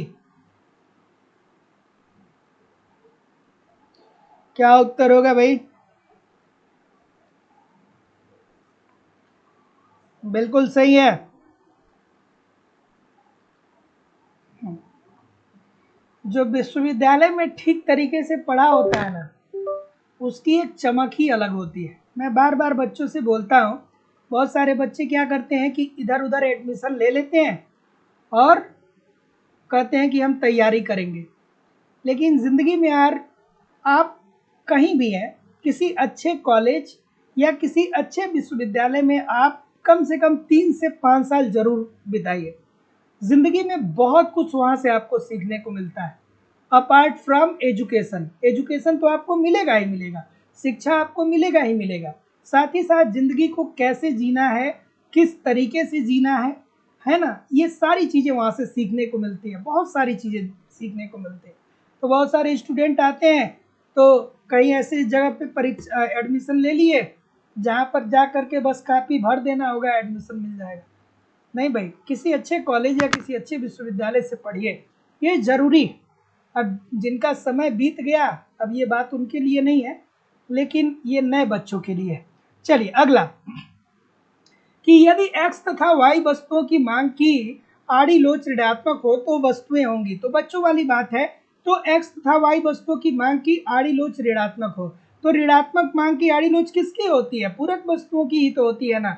इसके अंतर्गत पूरक वस्तुएं क्या होती है? ऐसी दो वस्तुएं, ऐसी पूरक वस्तुएं, ऐसी दो वस्तुएं होती है जो एक दूसरे के बिना अस्तित्वहीन होती हैं। जैसे कि हम बात करेंगे कार और पेट्रोल की, कार और पेट्रोल की। तो अगर जो कार की कीमतों में वृद्धि हो रही है, अगर जो कार की कीमत बढ़ रही है, तो जाहिर सी बात है कि लोग कार की मांग को कम करेंगे, और जब लोग कार खरीदेंगे ही नहीं तो पेट्रोल क्यों खरीदेंगे? पेट्रोल पिएंगे थोड़ी खरीद के, तो ऐसी स्थिति में पेट्रोल की मांग भी कम कर देंगे। तो ऐसी स्थिति में क्या होगा कि पूरक वस्तुओं के संदर्भ में मांग की आड़ी लोच ऋणात्मक होती है। साथ ही साथ अगर जो हम बात करते हैं कि पूर्ण स्थापन वस्तुओं के संदर्भ में, तो इनफाइनाइट होती है, स्वतंत्र वस्तुओं के संदर्भ में 0 होती है, स्थापन वस्तुओं के संदर्भ में पॉजिटिव होती है, और पूरक वस्तुओं के संदर्भ में निगेटिव होती है। 4-5 बातें आपको हमेशा याद रखनी है। अगला,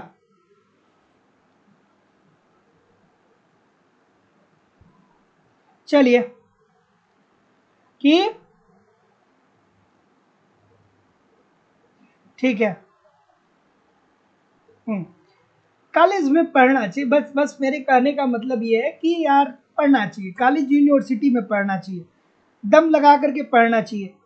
कॉलेज यूनिवर्सिटी में पढ़ना ही नहीं, हर तरीके की चीज़ें वहाँ पे होती हैं जिससे आपको आगे चल करके ज़िंदगी में बहुत सारी चीज़ें सीखने को मिलती हैं। अगला, तो क्या उत्तर आ रहा है कि निम्नलिखित बाजार स्वरूपों में से किस बाजार में संतुलन मूल्य लागत के बराबर होता है? तो बच्चों वाली बात है, पूर्ण प्रतियोगिता के अंतर्गत मांग व पूर्ति की शक्तियों के आधार पर कीमतों का निर्धारण होता है। ठीक है, बहुत सारे क्रेता, बहुत सारे विक्रेता पूर्ण प्रतियोगिता बाजार के अंतर्गत होते हैं।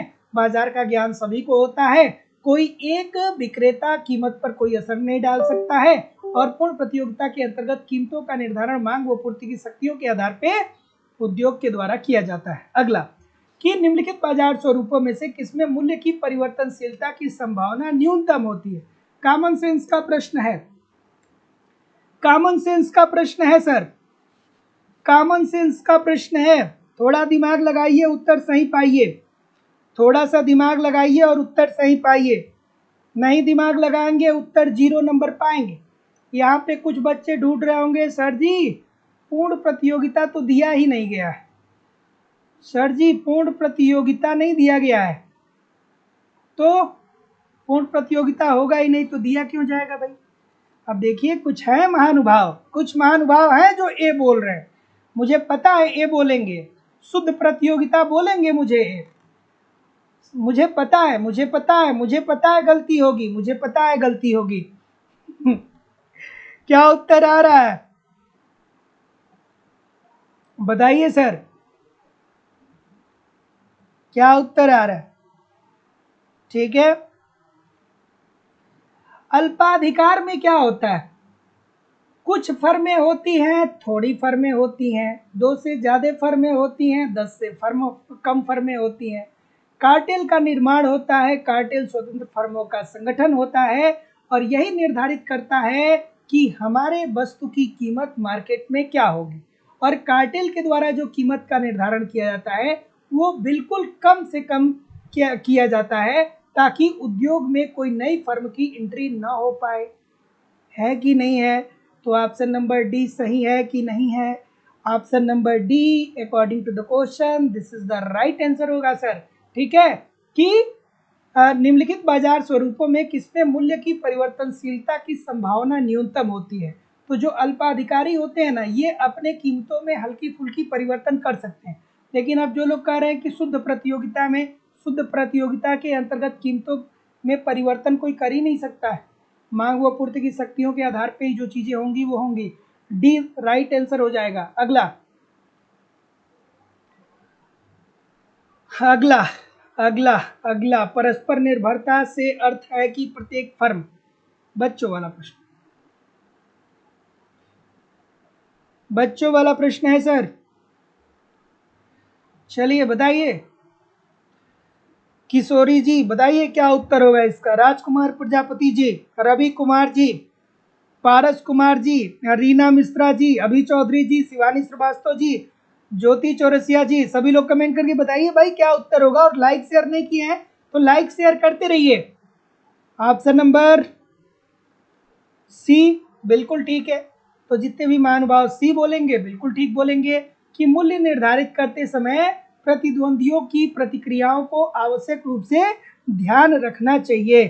ठीक है, तो परस्पर निर्भरता का अर्थ ये होता है कि प्रत्येक फर्म जब अपने वस्तु की जो जिस वस्तु का वो उत्पादन कर रही है, जब उस वस्तु को मार्केट में उतारती है, तो जब उस वस्तु के कीमत के निर्धारण करने की बात आती है कि हम कितने रुपए में मार्केट में इस वस्तु को बेचे, तो लोग क्या करते हैं कि अपने प्रतिद्वंदी की प्रतिक्रिया को ध्यान रखते हैं। कहीं ऐसा ना हो कि दोनों के मध्य कीमत युद्ध प्रारंभ हो जाए। कीमत युद्ध प्रारंभ हो जाएगा तो दोनों का नुकसान हो जाएगा। अब कीमत युद्ध क्या होता है कई बार बताया हूं, लगातार पढ़ते रहिए तो किसी दिन और बता दूंगा कि कीमत युद्ध क्या होता है। तो कीमत युद्ध क्या होता है, तो इसे मान लीजिए कि एक लाइफ बॉय की कंपनी है और एक डव की कंपनी है। दोनों 10-10 रुपये में साबुन बेच रही है। लाइफ बॉय 9 रुपये में बेचे तो अब डव की मजबूरी हो जाएगी कि उसे भी अपनी कीमत घटानी पड़ेगी। ठीक है, वो भी 9 रुपये कर देगा। फिर लाइफ बॉय अगर जो 8 रुपया कर दे, क्योंकि लाइफ बॉय कभी भी नहीं चाहता है कि डव की इतना हमारे कीमत हो, तो ये भी 8 रुपया कर देगा। तो ऐसी स्थिति में इन दोनों के मध्य कीमत युद्ध प्रारंभ हो जाएगा। कीमत युद्ध प्रारंभ हो जाएगा तो एक समय ऐसा आएगा कि जो इनकी औसत लागत है ना, उसके बराबर भी ये कीमत नहीं प्राप्त कर पाएंगे। और जब उसके बराबर कीमत नहीं प्राप्त कर पाएंगे तो दोनों को नुकसान होगा। और फिर दोनों लड़ते लड़ते थक जाएंगे, फिर आपस में बैठेंगे, कहेंगे कि ऐसा है कि यार एक कीमत निर्धारित कर देते हैं, 10 रुपया निर्धारित करते हैं, 10 रुपया में तुम भी बेचो, 10 रुपया में हम भी बेचे, काहे कि इधर उधर का टेंशन लेना है। तो ये बात समझ में आना चाहिए आपको। तो ऑप्शन नंबर क्या बोल रहे हैं, विकुंचित मांग वक्र की अवधारणा पाल सूजी साहब ने दिया था और उन्होंने क्या कहा था। ठीक है, ठीक है,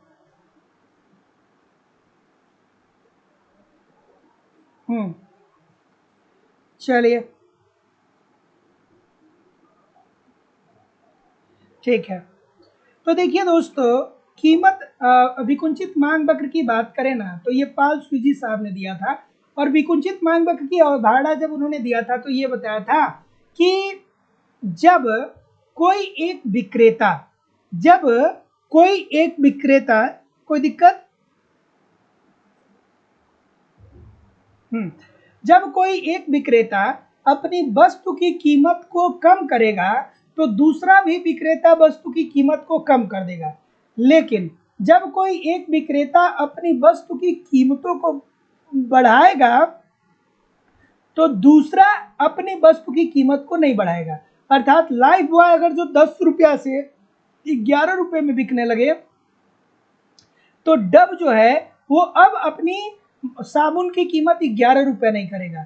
तो विकुंचित मांग वक्र के अंतर्गत पाल सूजी साहब ने यही बताया कि देखिए भैया, जब एक विक्रेता अपनी वस्तु की कीमत में कमी करता है तो उसका प्रतिद्वंदी भी वस्तु की कीमत में कमी करता है। लेकिन जब कोई एक विक्रेता अपने वस्तु की कीमतों में वृद्धि करता है तो उसका प्रतिद्वंदी उस वस्तु की कीमत में वृद्धि नहीं करता है। ठीक है, तो डी जितने लोग भी बोल रहे हैं यहाँ पे, सभी लोग का उत्तर यहाँ पे बिल्कुल ठीक हो जाएगा। ठीक है, तो जितने लोग भी ऑप्शन नंबर क्या बोल रहे हैं, डी बोल रहे हैं कि जब तक मूल्य को परिवर्तित रखने का इच्छुक है तब तक लागतों में कोई परिवर्तन नहीं होगा। Option number D according to the question this is the right answer हो जाएगा। कहीं भी जाइएगा नहीं, कमेंट करके बताइए कितने प्रतिशत प्रश्न सही हुए। और दोस्तों लाइव स्टडी इलाहाबाद के मोबाइल एप्लीकेशन पे आपकी इकोनॉमिक्स की दूसरी क्लास हो रही है, जहाँ पे इकोनॉमिक्स के अलग अलग बैच चलाए जा रहे हैं और सभी बैचेस में आपको आपके सिलेबस के अनुसार इकोनॉमिक्स के सभी कंटेंट सिंपल, सटीक और साधारण भाषा में दिए जा रहे हैं, ताकि कम समय में बेहतर ढंग से आप इकोनॉमिक्स की तैयारी कर सकें, सीख सकें इकोनॉमिक्स को, समझ सकें इकोनॉमिक्स को और सफलता सुनिश्चित कर सकें। आपको आपके सिलेबस के अनुसार इकोनॉमिक्स के complete concept live study Allahabad के मोबाइल एप्लीकेशन पे सिंपल, सटीक, साधारण भाषा में पढ़ाया जा रहा है। इसकी लाइव क्लास होती है। इनकेस अगर जो लाइव क्लास में आप नहीं जुड़ेंगे तो बाद में आपको रिकॉर्डेड क्लास भी मिल जाएगा। साथ ही साथ कंप्लीट आपको इकोनॉमिक्स के नोट्स भी दिए जा रहे हैं, ताकि आप एक तरफ कॉन्सेप्ट पढ़ते रहिए और दूसरे तरफ नोट्स के माध्यम से अपना रिवीजन करते रहिए। इसके अतिरिक्त आपको यहाँ पे टेस्ट सीरीज भी दिया जा रहा है, ताकि आप टेस्ट दीजिए, देखिए कि गलती कहाँ हो रही है। भारतीय अर्थव्यवस्था, मुद्रा एवं बैंकिंग, अंतर्राष्ट्रीय व्यापार, स्टैटिक्स, कहाँ के प्रश्न गलत हो रहे हैं, जहाँ की प्रश्न गलत हो रहे हैं उस प्रश्नों में क्या करिए, सुधार करिए, मतलब उसके कॉन्सेप्ट को पढ़िए, फिर अगला टेस्ट दीजिए और अगले टेस्ट में गलती नहीं होनी चाहिए। साथ ही साथ प्रीवियस ईयर के क्वेश्चन पेपर भी आपको यहाँ पे प्रोवाइड किए जा रहे हैं। डायरेक्टली इनडायरेक्टली बहुत सारे क्वेश्चन प्रीवियस ईयर से देखने को मिलते हैं और करंट की भी क्लासेस दोस्तों आपको यहाँ पे देखने को मिलती है। मतलब सब कुछ हमारे द्वारा आपको प्रोवाइड किया जा रहा है। आपको अलग से भी कुछ भी अलग से प्रोवाइड करने की जरूरत, मतलब अलग से कुछ भी कलेक्ट करने की जरूरत नहीं होगी। और सबसे बड़ी बात है कि कोर्स की वैलिडिटी लाइफ टाइम है। इट मीन्स अगर जो आप एक बार एडमिशन लेते हैं तो वर्तमान परीक्षा में तो आप पढ़ेंगे ही पढ़ेंगे, साथ ही साथ इन फ्यूचर में जब भी कोई नई वैकेंसी आएगी और उसके लिए जब भी कोई नया बैच प्रारंभ होगा तो आपको ऑटोमेटिक वहाँ पे ऐड कर दिया जाएगा। अलग से आपको फीस पेमेंट करने की जरूरत नहीं होगी। एडमिशन फीस केवल और केवल 2000 रुपये है। तो सिंपली आप एडमिशन लेने के लिए अपनी फीस इस नंबर पे पेमेंट कर सकते हैं। गूगल पे, फोन पे या पेटीएम के माध्यम से आप अपनी फीस इस नंबर पे पेमेंट कर सकते हैं और इसका स्क्रीनशॉट आपको इसी व्हाट्सएप नंबर पे सेंड करना होगा। किसी भी इंक्वायरी के लिए आप इस नंबर पे मुझे कॉल कर सकते हैं या व्हाट्सएप मैसेज कर सकते हैं, ठीक है। और किसी भी इंक्वायरी के लिए आप मुझे इस नंबर पे कॉल या व्हाट्सएप मैसेज कर सकते हैं। So thank you very much everybody. आप चाहें तो डिस्क्रिप्शन बॉक्स में जाकर के एप्लीकेशन को डाउनलोड करके डायरेक्ट भी कोर्स को परचेज कर सकते हैं। अवधेश जी, आप ये जो नंबर आ रहा है इस पे आप मुझे कॉल कर लीजिएगा। जो लोग भी बैच ज्वाइन करना चाहते हैं वो इस नंबर पे मुझे कॉल कर लीजिएगा, ठीक है। तो चलिए मिलते हैं नेक्स्ट क्लास में। तब तक के लिए आप पढ़ते रहिए। कल मिलते हैं हाई एप्लीकेशन पे दोपहर में और शाम को मिलते हैं यूट्यूब पे 7:10 पे। So thank you very much everybody. आप तब तक के लिए पढ़ते रहिए, आगे बढ़ते रहिए। नमस्कार दोस्तों, धन्यवाद।